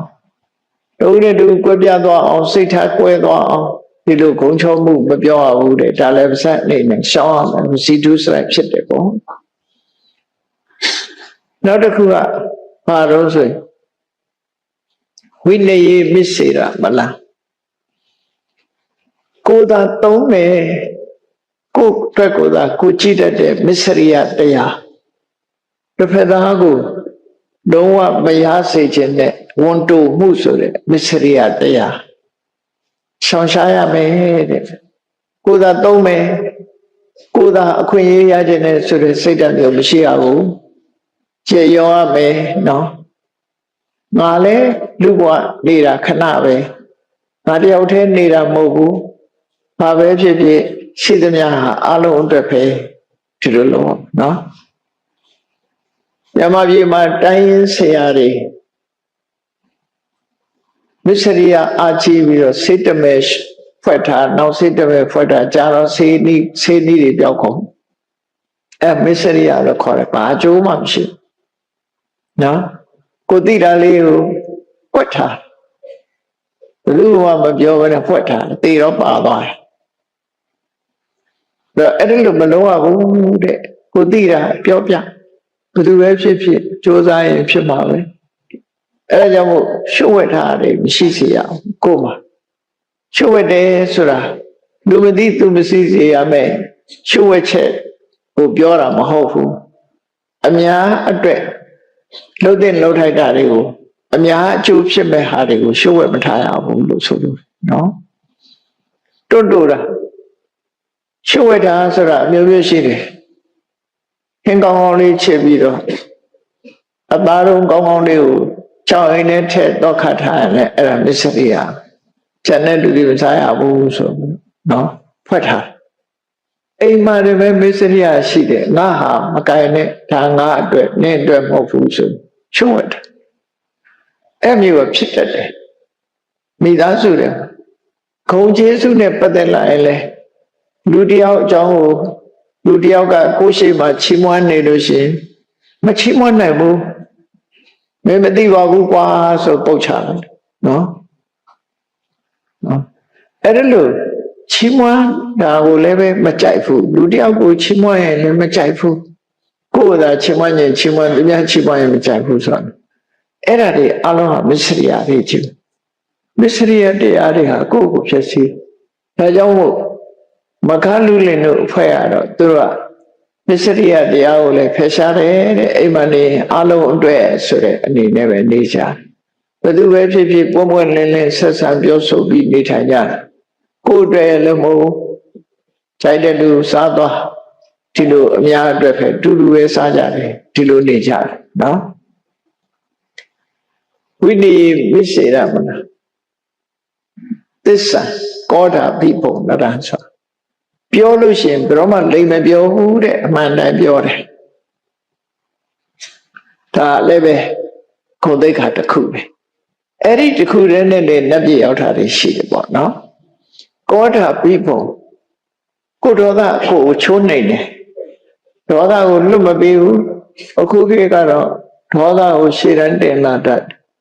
အဲ့တော့စိတ်ဆိုးရင်စိတ်ဆိုးတဲ့ဒေါသကိုရှေ့တန်းမတင်ရဘူးချိုးနိုင်ရမယ်ချိုးနိုင်တဲ့လူကမှသူတော်ကောင်းဒေါသကိုဒေါသကိုကြီးထွားလာအောင်လုပ်တဲ့ပုဂ္ဂိုလ်ကသူတော်ကောင်းမဟုတ်ဘူးနိနာမှာကိုယ်ပဲနိနာမှာပဲဒါကြောင့်ကောဓာပိပုံအမြဲဒေါသကိုချိုးနိုင်တယ်ဘယ်သူပေါ်မှာအညှို့တိမထားဘူးစိတ်ဆိုးရင်လည်းခဏပဲစိတ်ဆိုးတဲ့ဒေါသကိုဖယ်ရှားပြတယ်လို့ဆိုဒီလိုဖြစ်ရအလုံးပေါင်းလိုက်တော့9ခုရှိနော်မိဘကိုလှုပ်ကြွေးခြင်းအသက်ရွယ်ကြီးတဲ့ပုဂ္ဂိုလ်တွေကိုရိုသေလေးစားခြင်းရှင်ကြီးစကားပြောခြင်းခုံးတိုက်မှုကင်းခြင်းမစ္စရိယတရားကိုဖယ်ရှားခြင်းမှန်ကန်တဲ့စကားကိုသာပြောဆိုခြင်းနဲ့ဒေါသကိုထိမ့်သိမ်းချိုးနိုင်ခြင်းအဲ့ဒီ9ခုအဲ့ဒီ9ခုတာဝရိန္ဒနတ်တွေကဒီ9ခုဒီချင်းနေနဲ့ရှိတဲ့ပုဂ္ဂိုလ်တကယ်သူတော်ကောင်းလို့ဆိုပြီးတော့ချီးမွမ်းကြတယ်တော့9ခုလုံးပြည့်ရင်တော့မပြောနဲ့တော့ဒီထဲကကုသိုလ်ကောင်းမှုတွေကိုယ့်ရဲ့နဲ့ရောက်လာပြီကိုယ်ကိုယ်တိုင်လိုက်နာကျင့်သုံးပြီဆိုရင်ဒီပုဂ္ဂိုလ်ဟာချီးမွမ်းမှုဖြစ်တယ်ရှင်မောဂလန်ကတခါတာဝရိန္ဒနတ်ပြည်ကြွသွားတယ်ကြွသွားတဲ့အခါမှာဘုံမိမှန်လှလှပပတွေတွေ့ရင်ရှင်မောဂလန်ကကြည့်တယ်ခုခေတ်ပေါ့ခြေတသားလဲအိမ်လှလှလေးတွေပေါ်လာပြီထင်တယ်တိုက်တွေလှလှလေးနော်တော့ဒီတိုက်ဘယ်လိုလုပ်ရတာတော့ရှင်မောဂလန်တော့လိုက်မေးတယ်ခုတော့အဲ့လိုတော့မေးကြဘူးထင်တယ်တိုက်ရှိတွေသွားပြီးတော့ဟာဒီတိုက်ကြီးကောင်းတာဘယ်လိုရတာတော့ဘယ်လိုဆောက်နိုင်တာတော့ရှင်မောဂလန်ကတော့တာဝရိန္ဒနတ်ပြည်တက်သွားပြီးတော့ဘုံမိမှန်ကောင်းကောင်းနဲ့ရှိတဲ့ဘုံမိမှန်ကသွားရလိုက်တဲ့အခါဘုံမိမှန်ရှင်နတ်သမီးတွေထွက်လာတော့ရှင်မောဂလန်ကမေးတယ်အေးမင်းလူပြည်တော်ကဘာတွေလုပ်ခဲ့လို့ဒီလောက်လှပတဲ့ဘုံမိမှန်ကြီးနဲ့အခုနတ်ပြည်မှာမင်းချမ်းသာသာနေရတော့ဆိုအဲ့နတ်သမီးကရှက်တယ်သူလုပ်ခဲ့တာဘာမှမမေ့ရမရှိရှက်ပါလေပြောရမှာနော်ကုသိုလ်ကောင်းမှုကနည်းနေတော့ရှက်တယ်လို့ပြောတာအဲ့တော့နတ်သမီးတယောက်ကတော့ဘာပြောတော့တပည့်တော်တဲ့ဆောင်းလည်းမလောင်းဘူးဘာမှမလုပ်ဘူးဘယ်ကောင်းမှုမှလည်းမလုပ်ဘူးတပည့်တော်လှုပ်တာတခုမှတ်မှတ်ရရတပည့်တော်လိမ့်မပြောတတ်ဘူးတဲ့ဘယ်တော့ဖြစ်ဖြစ်အမှန်ပဲပြောတယ်မှန်တာတခုတည်းပြောတာနဲ့သူအဲ့ဒီဘုဖိတ်မှညာစဉ်းစားကြည့်နော်ဆွတ်ဆွတ်မြဲမြဲတပည့်တော်မလိမ့်နဲ့ဘူးတဲ့ဘာပဲဖြစ်အမှန်တိုင်းပဲပြောတယ်အဲ့ဒီအမှန်တိုင်းပြောလို့တပည့်တော်ဒီဘုဖိတ်မှကြီးရတာတဲ့နောက်တစ်ခါအယုသမီးတယောက်အဲ့ဒီနတ်သမီးတယောက်နောက်ဘုဖိတ်မှသွားတဲ့အခါကျတော့အဲ့နေမိမကြီးကခန္ဓာလာကြီးလားဒီနတ်ပြည်ဘယ်ကုသိုလ်တွေပြန်လုပ်လာလို့ဒီကုသိုလ်ရဒီဖိမှန်ရတာတော့ဆိုအရှင်ဘုရားတဲ့တပည့်တော်လည်းဘာကုသိုလ်မှလုပ်ခဲ့တာမရှိပါဘူးတဲ့ဒါပေမဲ့လို့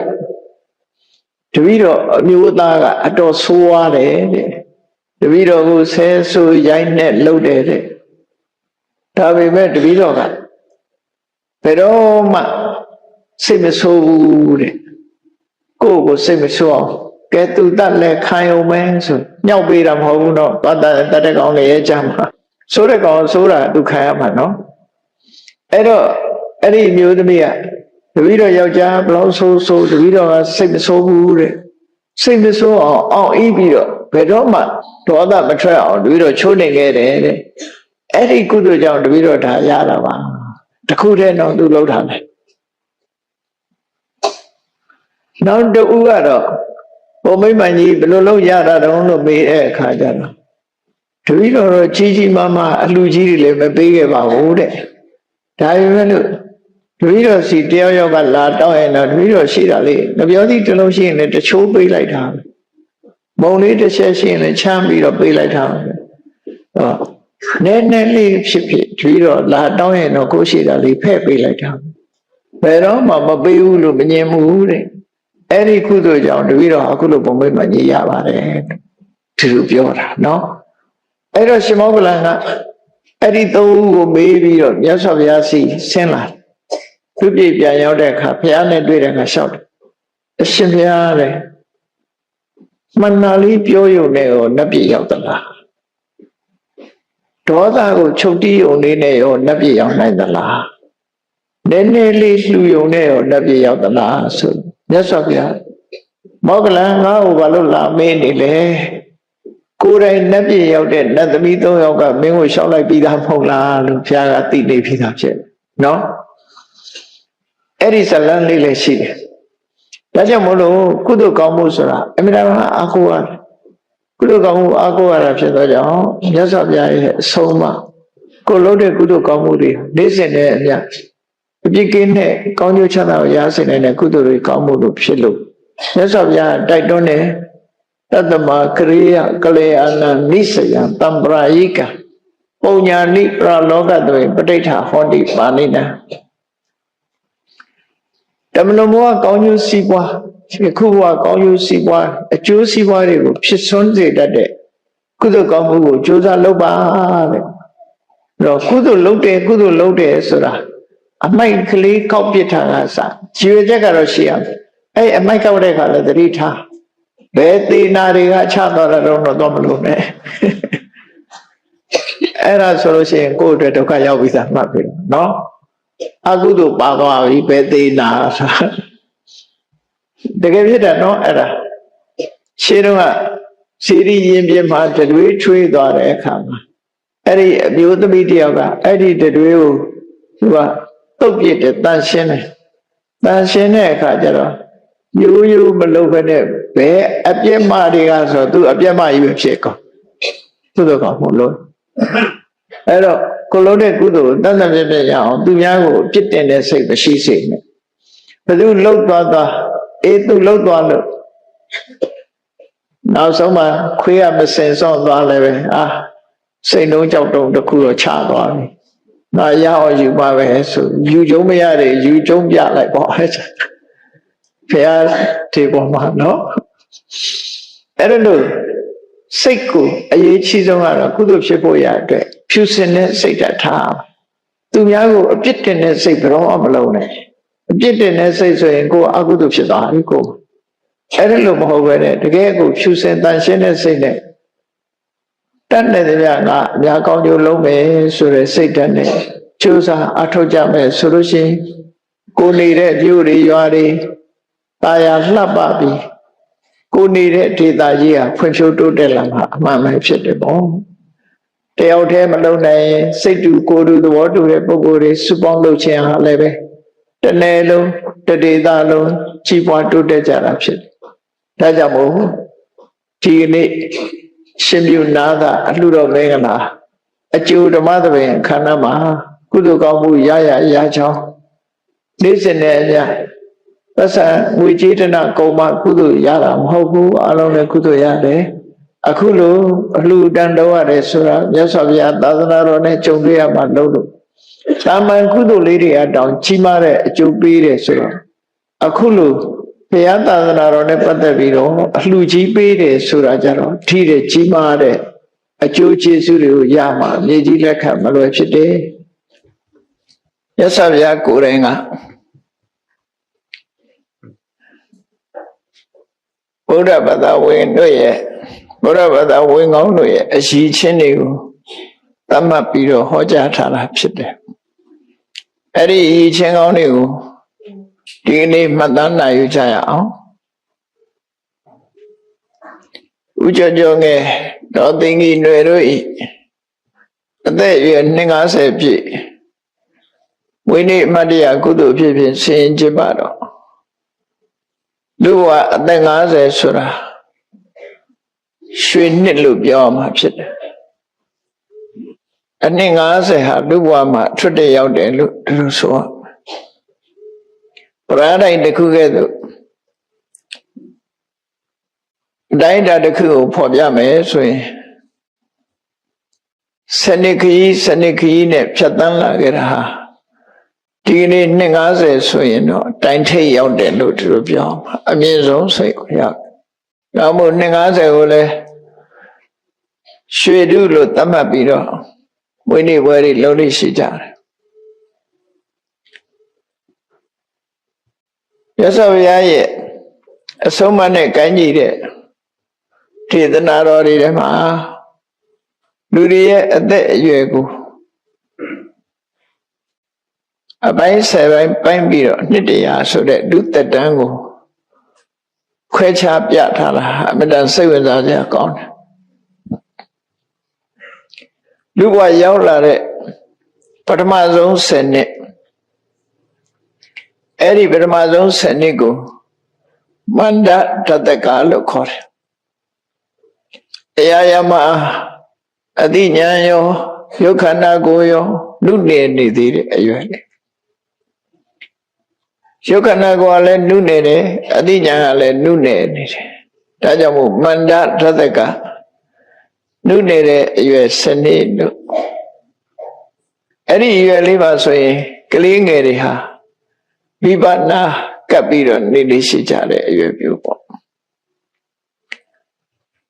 10နှစ်ပြည့်လို့17နှစ်ကနေပြီးအနှစ်20ဆိုတဲ့10နှစ်ပိုင်းရောက်တဲ့အခါကျတော့အပေါင်းအသင်းနေနဲ့ပြောလာတယ်မိဘနာသိမ့်မကတ်တော့ပြောစရာအပေါင်းအသင်းတငယ်ချင်းတွေနဲ့ခင်မင်ယူရပြီးနေတတ်လို့ခိတ္တတတကလို့ခေါ်တယ်အပြောပါမဲ့တယ်တငယ်ချင်းပေါင်းအသင်းနေနဲ့ကစားမယ်ပြောမယ်ဆိုတဲ့အရွယ်မျိုးဟာ17နှစ်ကနေပြီးတော့နှစ်20ထိအောင်ကိုခိတ္တတတက10နှစ်လို့သူတို့သတ်မှတ်တယ်လူတိုင်းဟာအဲ့ဒီအချိန်ပိုင်းတွေကိုကြော်ဖြတ်ခဲ့ကြရတာပဲဖြစ်တယ်အခါ22နှစ်ကနေပြီးအသက်30အထိဒီစနစ်တကာလကြတော့လူရဲ့ခန္ဓာကိုယ်ဖွံ့ဖြိုးမှုဟာပြည့်စုံပြီးတော့ရုပ်အစင်းတွေကအသားရည်စုပ်ပြေးပြီးချောမောလှပတဲ့အနေအထားမျိုးကိုရောက်ရှိလာတယ်ထွာတော်ကြိုင်ကြီးဖြစ်တဲ့ပုဂ္ဂိုလ်ကလည်းအဲ့ဒီအချိန်မှာဖွံ့ဖြိုးတိုးတက်မှုကပြေဝလို့ဖွံ့ဖြိုးတိုးတက်တယ်ခန္ဓာကိုယ်ရဲ့အနေအထားဖွံ့ဖြိုးတိုးတက်ပြီးအဲ့ဒီအချိန်မှာကြည့်ပြောရှုပြောအကောင်းဆုံးအချိန်ဖြစ်လို့ဝဏ္ဏတတကအသားရည်တွေပြည့်ဖြိုးတဲ့အရွယ်လို့အဲ့ဒီစနစ်ကိုဒီလိုသတ်မှတ်တယ်32နှစ်ကနေ40အထိအဲ့ဒါကြတော့ဗလထတကတဲ့ခွန်အားကြီးတောင်းတင်းလာတယ်အားရှိတယ်ဘာလုံးလိုက်ရအဲ့ဒီရွယ်မှာလူတွေဟာကိုယ်စွမ်းအားဉာဏ်စွမ်းအားတွေဆိုတာကိုယ်စွမ်းအားတွေကာယစွမ်းအားတွေတက်လာသည့်အတွက်ကြောင့်လူရဝင်လာတယ်လို့ပဲအဲ့ဒီအချိန်မှာလူငယ်ပိုင်းကြော်ဖြတ်ပြီးတော့လူကြီးပိုင်းဝင်စားပြုလာတဲ့အခါအားရှိအင်းရှိလောကိစ္စတွေကိုလှုပ်လာတယ်ခွန်အားဗလပြေဝလို့ဗလဓတကလို့သူတို့ခေါ်တယ်40နှစ်ကနေ50ဆိုတဲ့ဒီစနစ်သက်တမ်းကိုတော့ပညာဓတကတဲ့40နှစ်ပြည့်သွားတဲ့အခါလူတွေမှာအတွေးခေါ်ပြောင်းလာတယ်ဘယ်ရာပဲဖြစ်ဖြစ်အလင်းစလို့မလုပ်တတ်တော့ဘူးစဉ်းစားလာတယ်အရာခသိန်းကိုစဉ်းစားချင်းချင်းလုပ်လာတတ်တယ်အသိပညာကိုဥစားပေးတာများလာတယ်ငယ်စဉ်တော့နဲ့မတူဘူးအမျောမြင်နေလဲကြီးမားပြီးတော့လာတယ်ဒါကြောင့်မို့လို့ပညာဓတကစဉ်းစားဉာဏ်နဲ့ဟာအဲ့ဒီအချိန်မှာအထွတ်ထိပ်ရောက်နေတယ်လို့ဆိုတာပေါ့နော်အဲ့ဒီပညာဓတကအရွယ်ကိုဒ ဒီစနစ်တာကာလဟာအထွတ်ထိပ်ရောက်လာတဲ့အချိန်ဟာဒါရွှေနှစ်လို့ခေါ်ရမယ်အကောင်းဆုံးနှစ်လို့သတ်မှတ်ရမှာဖြစ်တယ်ပေါ့လူဘဝမှာတော့အနှစ်တရာသက်တမ်းမှာဆိုရင်250ဆိုတာတဝက်ရောက်ပြီဆိုတာဖြစ်လို့ထိပ်ရောက်ပြီလို့ပြောရမှာတောင်ပေါ်ရောက်လာတဲ့ပုဂ္ဂိုလ်တယောက်ဟာတောင်ထိပ်ရောက်လာပြီးရင်နောက်ထပ်ပြန်ရှေ့တက်เสียမရှိတော့ပြန်ဆင်းတာပေါ့အဲ့ဒါလိုပဲလူဘဝဟာထိပ်ရောက်လာဘယ်သူပဲဖြစ်ဖြစ်ထိပ်ရောက်ပြီးရင်သူကအတက်ကကုန်သွားပြီတက်เสียရှိမရှိတော့ဘူးအဲ့တော့ဒီအချိန်မှာဘာတွေလုပ်တဲ့လဲဘုရားဝတ္တကောင်းတို့ရဲ့အရေးချင်းတွေမြတ်စွာဘုရားသတ်မှတ်ဖော်ပြထားတယ်ဒီအရေးချင်းတွေကိုယ်တဏ္ဍမှာရှိအောင်ကြိုးစားအထောက်အမှာပဲဖြစ်တယ်အဲ့ဒီအရေးချင်းတွေရဖို့ကပို့ပြီးတော့အရေးပါလာတယ်လူလောကနဲ့ပတ်သက်လာပြီးတော့စဉ်းစားတွေးခေါ်မှုအတွေ့အကြုံရှင်းတမ်းမှုဆိုတာတွေကြောင့်ဘဝမှာပြည့်ပြည့်စုံတဲ့နေထားတစ်ခုအကောင်းတဲ့အဆိုးကြောင်းတဲ့အကျိုးခွဲခြားသိလို့တည်ငြိမ်ရစ်ကျက်တဲ့အရွယ်မျိုးရောက်လာ50ဆိုတာတည်ငြိမ်ရစ်ကျက်သွားပြီလူကြီးပိုင်းရောက်လာတဲ့အချိန်မှာအရာရာကိုအပြောဆိုတာစပြီးတော့ဆင်ញင်တုံတရားတွေရှိလာပြီလို့ဒါတကယ်ပုံမှန်ဆိုရင်ဒီတိုင်းပဲပေါ့တခါတရံကျတော့ပုံမှန်မဟုတ်တဲ့လူတွေလည်းရှိနိုင်တယ်ပေါ့နော်ပုံမှန်မဟုတ်တဲ့လူတွေလည်းရှိတယ်အစဉ်တိုင်းဖွံ့ဖြိုးတိုးတက်လာတဲ့ပုဂ္ဂိုလ်တွေကတော့ဒီလိုပဲပုံမှန်သွားတာပဲဖြစ်တယ်ဒီသတ်မှတ်ချက်ဟာရေပုံရအပြင်သတ်မှတ်ထားတာလို့ပဲအတိအကျဒီလိုပြောတာတော့မဟုတ်ဘူးရေပုံရအပြင်သတ်မှတ်ထားတာဒီပုံစံပဲအဲ့ဒါလို့လူကရွှေခေတ်လို့ဆိုတဲ့50ပြည့်မွေးနေ့ဒါခါလာမှာဒီတဲ့ကောင်းမှုအတွက်ဘာတွေလုပ်ရမလဲလူလောကမှာဘာတွေလုပ်သင့်တယ်လဲမြတ်စွာဘုရားကဒီဘုရားတရားတန်ခါယရဏသုံးပါးကိုကိုယ်ွယ်စိတ်ကတဲ့ပုဂ္ဂိုလ်တွေကိုအမျိုးသားတွေကိုဥပဒကအမျိုးသမီးတွေကိုချင်းနာချစ်ပြီးတော့ဥပတိကလို့ဒါယကဒါယိကာဆိုတော့ဒါပါဠိစာပေမှာလိင်္ဂလို့ဆိုတဲ့စကားလုံးဟာအမျိုးသားအတွက်သုံးတယ်အမျိုးသမီးအတွက်သုံးတယ်ဆိုတာဘာသာစကားတွေမှာရှိလေရှိတာပေါ့နော်ဘာသာစကားတွေမှာရှိတာမြန်မာစကားတွေမှာလည်းပဲရှိတာပဲအမျိုးသားတွေအတွက်ကြတော့အကိုသို့မဟုတ်ကိုလို့သုံးတယ်မျိုးသမီးတွေအတွက်ကြတော့မလို့သုံးတယ်အမလို့ပြောတယ်ဒါကကွဲပြားခြားနားမှုပေါ့နော်လူတွေရဲ့ဒီကွဲပြားခြားနားတဲ့လိင်အားလျော်စွာအသုံးဆွဲရလည်းပဲကွဲပြားခြားနားတယ်ပေါ့အဲ့လိုကွဲပြားခြားနားလာတော့ဥပဒကဥပတိကဥပဒကဆိုတာဥပအာဒကယရဏသုံးပါးကိုစိကတုဥပတိကယရဏသုံးပါးကိုစိကတုအမျိုးသမီးဥပဒကအမျိုးသားဒါယကယရဏသုံးပါးဥဒိဋ္ဌာ၍လှူဒန်းတတ်သူအလှူဒါယကဒါယိကလှူဒန်းတတ်သူအမျိုးသမီးတို့ဒါယကဒါယိကပမာရီမှာတော့ဒါယိကလို့ပြောလိုက်ရုံနဲ့မရသေးပဲနဲ့နောက်ကဒါယိကမဆိုတာလေးထည့်လိုက်ပြန်ဥပဒကဥပတိကမဆိုမဆိုတဲ့ထည့်တဲ့စကားလုံးကမြန်မာလူမျိုးတွေရဲ့ပြစ်ဖြားခံတဲ့လူမျိုးကတိဘက်တိုဘာမင်းလို့ခေါ်တာအဲ့ဒီတိဘက်တိုဘာမင်းရဲ့အနေဆက်မှာသုံးတဲ့စကားလုံးတွေဟာလည်းဒီမဆိုတာလေးနဲ့အဆုံးသတ်တယ်ဘုန်းကြီးတို့လေးလာကြည့်မိတယ်ဗျသို့တော့တိဘက်ဘာသာစကားကိုတော့မတတ်ပါဘူးမတတ်ပေမဲ့လို့ဒီမြန်မာပြည်ရဲ့ဘာသာနဲ့သတ္တူရာလေးတွေရှိတယ်ပေါ့နော်ဘိက္ခုနီမ ဥပဒကဥပတိကမဒါယကဒါဟိကမဆိုပြီးအသုံးလေးတွေရှိသူတို့စီမှာလည်းအဲ့လိုပဲသုံးတယ်မဆိုတဲ့စကားလုံးကိုနောက်သုံးတယ်တချို့စကားလုံးကဗမာစကားလုံးနဲ့လုံးဝတူးနေတာမျိုးတွေလည်းရှိတတ်တယ်ပေါ့နော်သို့သောရေမြေတောတောင်အလန်းကွာဝေးတဲ့အနေအထားတစ်ခုကိုရောက်သွားတော့အုပ်စုကြီးကွဲသွားတဲ့အခါမှာစကားလုံးအသစ်တွေကြတော့ကွဲပြားခြားနာသွားမူလစကားလုံးအချို့တူညီတော်လည်းပဲနောက်ပိုင်းကျတော့ကွဲပြားခြားနာသွားဗမာတွေရဲ့မျိုးရိုးကတိဘက်တူပါမယ်ထို့တူပဲနီပေါနိုင်ငံမှာလူမျိုး2မျိုးရှိတယ်နေဝါရီလူမျိုးနဲ့နေပါလီလူမျိုးဆိုပြီး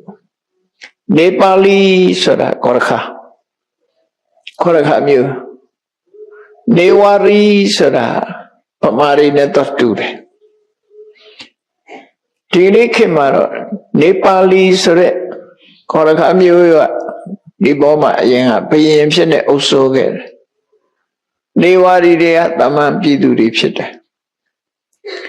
ခဏခေတ်တော့ဘယင်စနစ်ပြောင်းသွားပြီးတော့မဲရတဲ့ပုဂ္ဂိုလ်ကအုပ်စိုးတယ်ပေါ့ရွေးကောက်ပွဲလုပ်ပြီးမဲနိုင်တဲ့လူကအုပ်စိုးမှာအဲ့ဒီမှာနေဝါရီဆိုတဲ့ပုဂ္ဂိုလ်တွေကလူမျိုးတွေကဗမာတွေနဲ့တူတယ်ပေါ့သူတို့မေးကြည့်လိုက်တော့တိဘက်တူပါမယ်အနွယ်အဆင်းသက်လာတာလို့မေးခွန်းနဲ့ပတ်သက်ပြီးလားလို့ပြောတဲ့စကားလုံးနဲ့တူတယ်ဗမာတွေကစကားပြောရင်ဟုတ်လားမဟုတ်လားနဲ့ပြောလို့ရှိတယ်သူတို့လည်းပဲအဲ့ဒါနဲ့စင်စင်ဖြစ်တဲ့ခက်လားမခက်လားဆိုတာရှိတယ်လားကြားလိုက်တဲ့အခါကျဗမာစကားများပြောနေသလားလို့နားဆိုင်မိတယ်မဟုတ်ဘူးခက်လားမခက်လားသူတို့သုံးတဲ့စကားလုံးနော်ဒီဘောနိုင်ငံရောက်တော့ကအဲ့လိုမေးမြန်းကြည့်လိုက်တော့လေတူတာလေးတွေရှိတယ်လမ်းဆိုတဲ့စကားလုံးနဲ့တူတယ်မီးဆိုတဲ့စကားလုံးနဲ့တူတယ်ငါးဆိုတဲ့စကားလုံးနဲ့တူတယ်နံပါတ်5ပဲဖြစ်ဖြစ်ရေတွေက5ပဲဖြစ်ဖြစ်5ပဲဗမာတွေကလည်းနံပါတ်5ကလည်း5ပဲရေတွေက5လည်း5ပဲစားတဲ့5ကလည်းရေတဲ့5လည်း5ပဲနော်ကနန်းကရှည်တဲ့က5တွေချပဲကောင်းအဲ့ဒါလိုတူညီမှုလေးတွေရှိတယ်ပေါ့အဲဒါကလုံးတူညီတယ်အဲ့တော့မျိုးရိုးဆိုတာလေဖြစ်ကောင်းဖြစ်နိုင်တဲ့အနေအထားတစ်ခုရှိတယ်လို့ပြောရမှာရုပ်စင်းအင်္ဂါလည်းတူကြတယ်အဲ့ဒီနေဝါရီဆိုတဲ့အုပ်စုထဲမှာတက်ကြဆိုတဲ့ဘုရားရဲ့အမျိုးအုပ်စုရှိသေးတယ်ရုပ်တူတူပါပဲတက်ကြဆိုတဲ့မျိုးရိုးကလည်းအဲ့ဒီနေဝါရီထဲမှာပဲပါတာသူတို့ကနေ့ထီအောင်သူတို့မျိုးရိုးကိုထိမ့်သိမ့်တယ်အဲ့ဒါလိုနေကြတယ်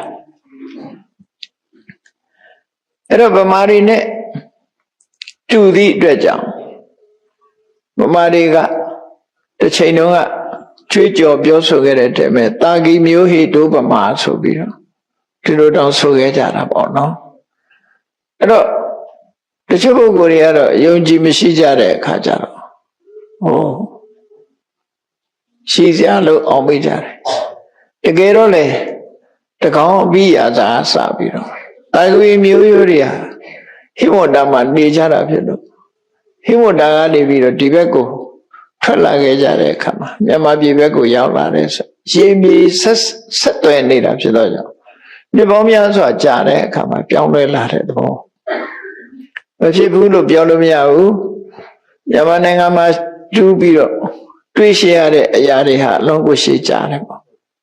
ဒါမို့မြန်မာနိုင်ငံကိုစပူရိကျွန်းလို့ပဲခေါ်တယ်ဒီဟိုတို့လိုကျွန်းလေးမဟုတ်ဘူးအိန္ဒိယနဲ့တစ်ဆက်တည်းဖြစ်သည့်အတွက်ကြောင့်မြန်မာနိုင်ငံကိုလည်းစပူရိပဟိမဝတ္တနာနဲ့ဆက်သွယ်ပြီးတော့နေတဲ့ရှင်းပြီးဆက်သွယ်နေတဲ့နေရာဖြစ်တယ်အိန္ဒိယနိုင်ငံကလူတွေကမြန်မာလူမျိုးကိုဗြဟ္မာလို့ခေါ်တယ်ဗြဟ္မာ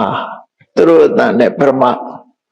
ကိုရှိတော့ကအိန္ဒိယမြေပုံနဲ့တွဲနေတော့ကဗမာပြည်ကိုဗြဟ္မဒေရှလို့ခေါ်တယ်ဒေရှဆိုတာဒေသပဲအခုတိုင်းဒေသကြီးတွေဆိုတာလောက်တာလို့ပဲဗြဟ္မဒေရှဗြဟ္မာတို့ရဲ့အရက်လို့ဆိုလို့ဒေသလို့ပြောတယ်အဲ့ဒါ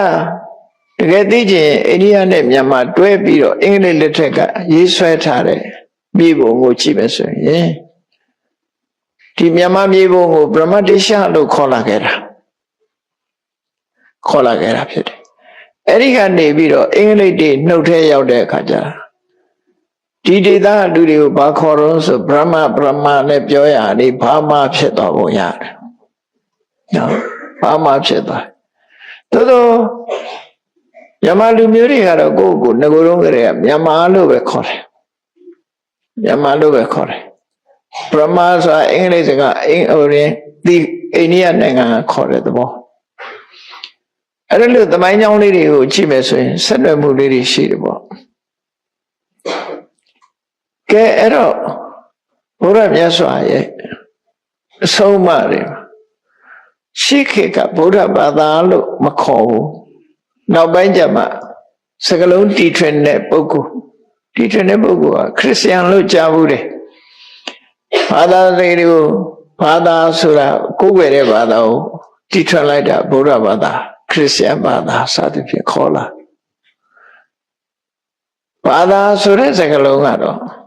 ဘာသာဆိုတာပြောဆိုခြင်းပြောဆိုတဲ့စကားဒီအဓိပ္ပာယ်တော့ရအဲ့ဒီအဓိပ္ပာယ်နဲ့ခေါ်တာမြန်မာတွေကဗုဒ္ဓဘာသာလို့ခေါ်တော့လဲပဲဒီနာထိုင်းနိုင်ငံသွားပြီးတော့ဗုဒ္ဓဘာသာဝင်တွေကိုဘယ်လိုခေါ်တော့မေးဗုဒ္ဓศาสนาတဲ့သူတို့တီဟိုရောက်တဲ့အခါကျတော့တီဟိုတွေကဗုဒ္ဓဘာသာကိုဘယ်လိုခေါ်တော့ဆိုဗုဒ္ဓဂမလို့ခေါ်တယ်မတူဘူး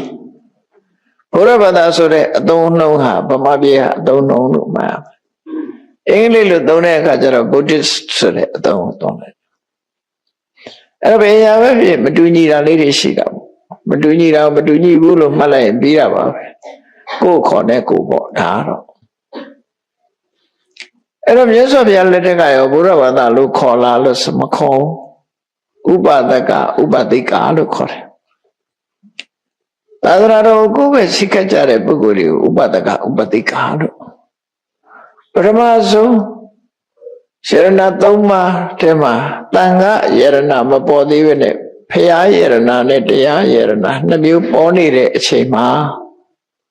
မြတ်စွာဘုရားနဲ့တွေ့ပြီးပထမဆုံးဘုရားဘာသာဖြစ်တဲ့ပုဂ္ဂိုလ်ကတပုဒ္ဒနဲ့ဗန္လိကာလို့ပြောတာဥက္ကလာက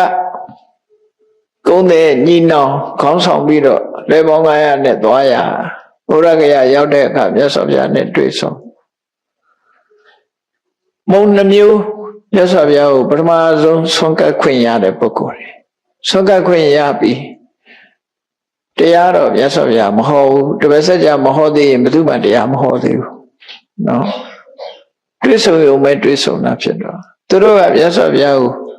ကြီးညိုကြလို့ဘုရားသရဏံကိစ္ဆာမိဓမ္မသရဏံကိစ္ဆာမိဘုရားကိုကိုယ်ဝေယဖြစ်တိမှတ်ပြုပါတယ်ဓမ္မကိုကိုယ်ဝေယဖြစ်အတိမှတ်ပြုပါတယ်ဆိုဒီစကားနှစ်ခွန်းနဲ့ဘုရားနဲ့တရားကိုကိုးကွယ်တဲ့ဘုရားဘာသာဒါကိုဒွေဝါစိကလို့ခေါ်တယ်ဘုရားသရဏံကိစ္ဆာမိကတစ်ခွန်းဓမ္မသရဏံကိစ္ဆာမိကတစ်ခွန်းပေါင်းလိုက်တဲ့အခါနှစ်ခွန်းစကားနှစ်ခွန်းနဲ့ဘုရားဘာသာဖြစ်နေတဲ့ပုဂ္ဂိုလ်တွေခဏိခေကတော့တေဝါစိကတန်ခါသရဏံကိစ္ဆာမိထည့်လိုက်သုံးခွန်းဖြစ်သွားနော်အဲ့လိုပထမဆုံးရသော်ဗျာဘုရားဘာသာဝင်ပထမဆုံးစဖြစ်တဲ့လူသားဟာဒီခမည်းတော်သုတ်တော်ရဏကြီးလည်းမဟုတ်ဘူးနော်ခမည်းတော်သုတ်တော်ရဏမင်းကြီးကပထမဆုံးဘုရားဘာသာဖြစ်တာပထမဆုံးဘုရားဘာသာဖြစ်တဲ့ပုဂ္ဂိုလ်ဟာတပုဒ္ဒနဲ့ဗန္လိကတပုဒ္ဒကိုတီဟိုနိုင်ငံလူတွေတော့တပတ္တုလို့ခေါ်တယ်နာမည်မတူတာလေးတွေရှိတယ်ပေါ့နော်အဲ့ဒီနာမည်အဲ့တပုဒ္ဒဗန္လိက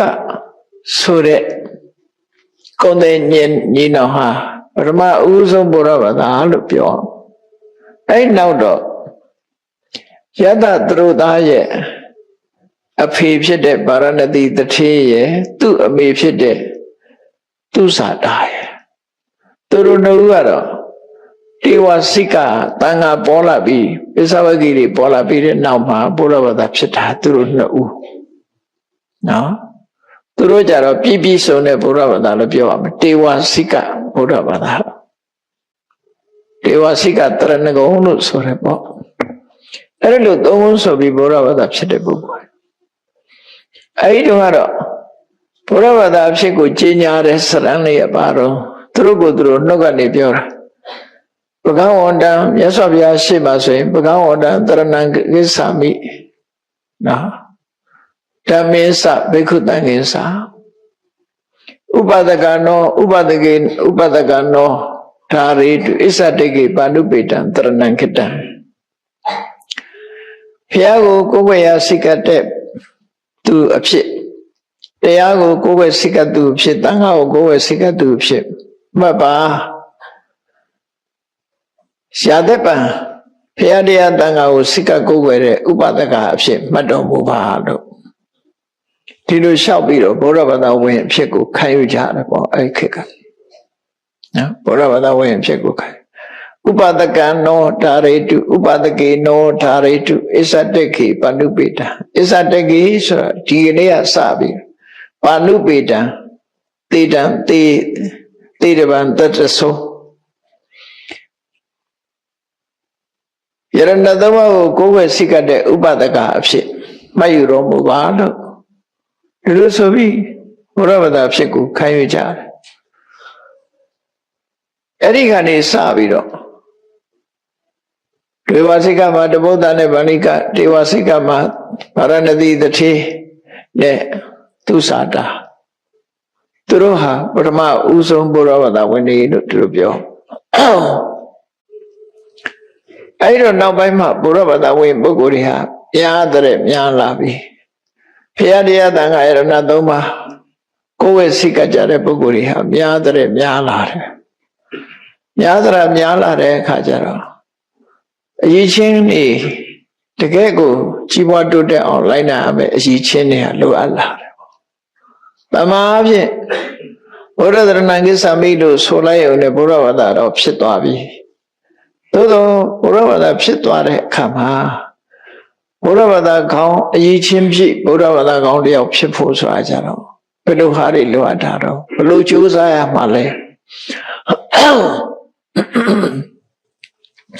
ကိုယ့်ရဲ့ဘဝမှာဘယ်လိုကြိုးစားဘာတွေလုပ်ရမလဲဘယ်လိုနေထိုင်ကျင့်သုံးရမလဲဆိုတာကိုမြတ်စွာဘုရားကအင်္ဂုတ္တရနိကေ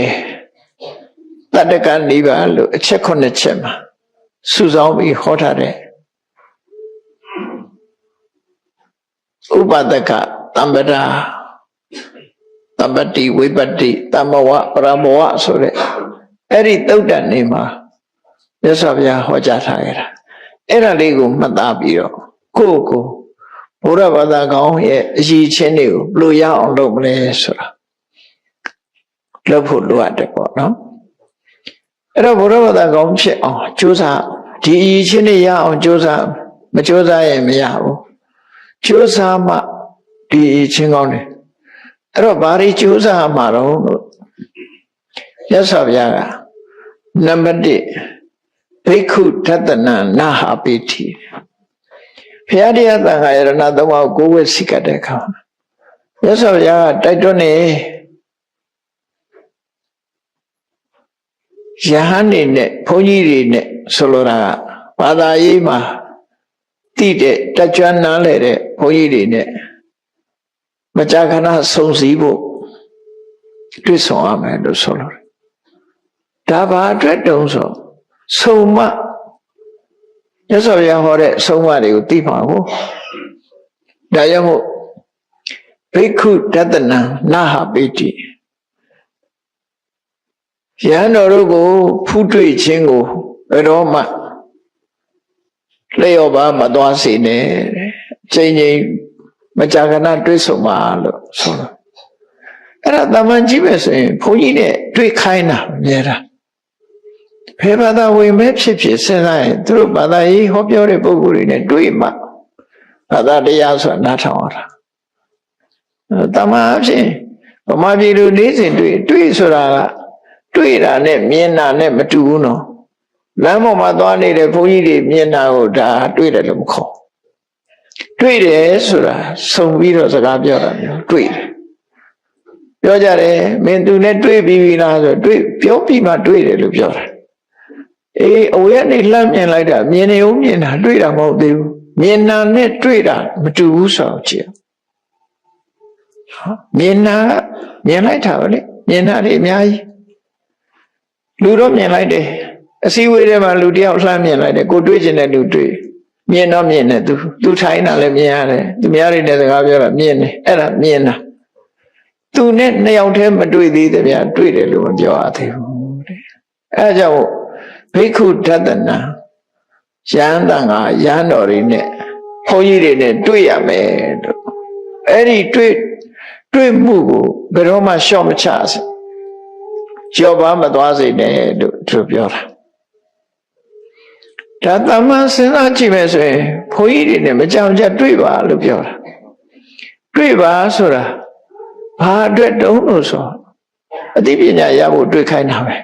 အသိပညာမရရင်ဘယ်တွေ့ယောဂရှိတဲ့ပုဂ္ဂိုလ်တယောက်ကျမ်းမာတဲ့ဟိုလိုချင်တဲ့ပုဂ္ဂိုလ်ကဆရာဝန်နဲ့မကြာခဏတွေ့တယ်လေမကြာခဏတွေ့ရပညာသင်ကြားတဲ့ပုဂ္ဂိုလ်တွေကကိုယ်ဆရာကိုယ်ပါမောက္ခနဲ့မကြာခဏတွေ့ပြီးမှကိုလိုချင်တဲ့ပညာနဲ့တက်ကျမ်းမာမှုကိုလိုချင်တဲ့ပုဂ္ဂိုလ်ဆရာဝန်နဲ့တွေ့ပြီးမကြာခဏ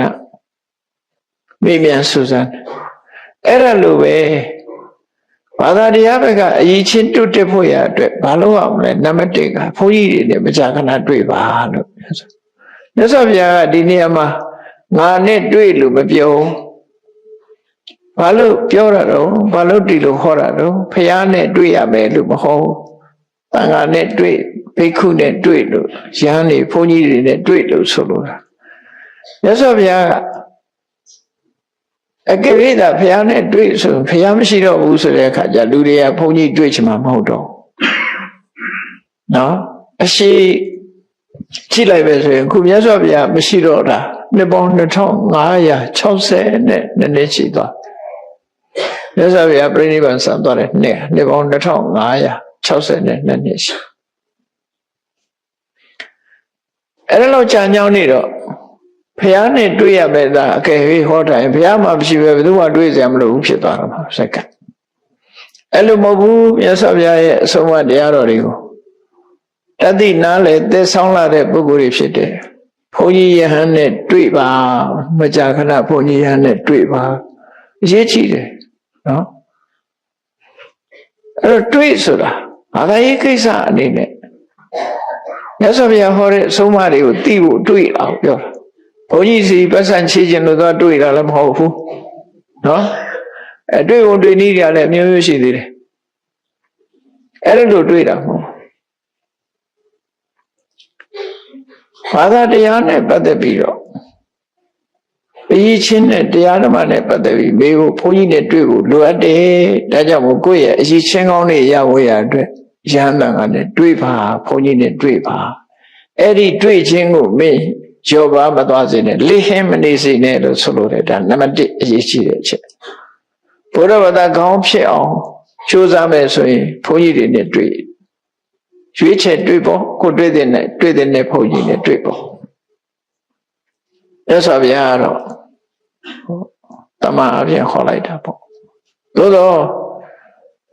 ယတနံဘာဝိတတ္တနံဆိုတဲ့စကားနဲ့ပြေဘာဝိတအတ္တတဲ့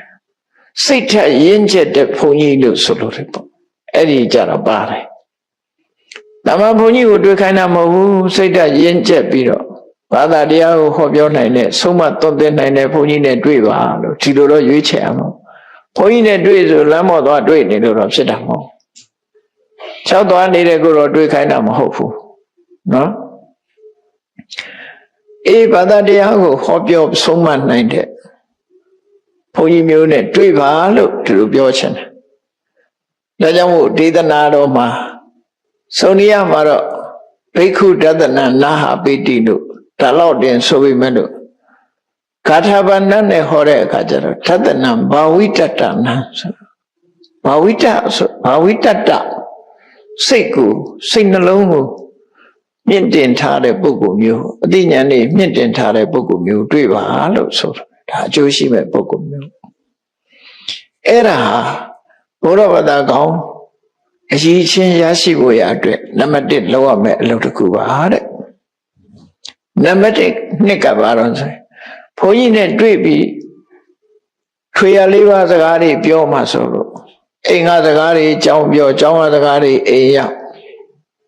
နော်တို့မီရှို့မီအဲ့ဒါလုံးမှဆိုလို့မြတ်စွာဘုရား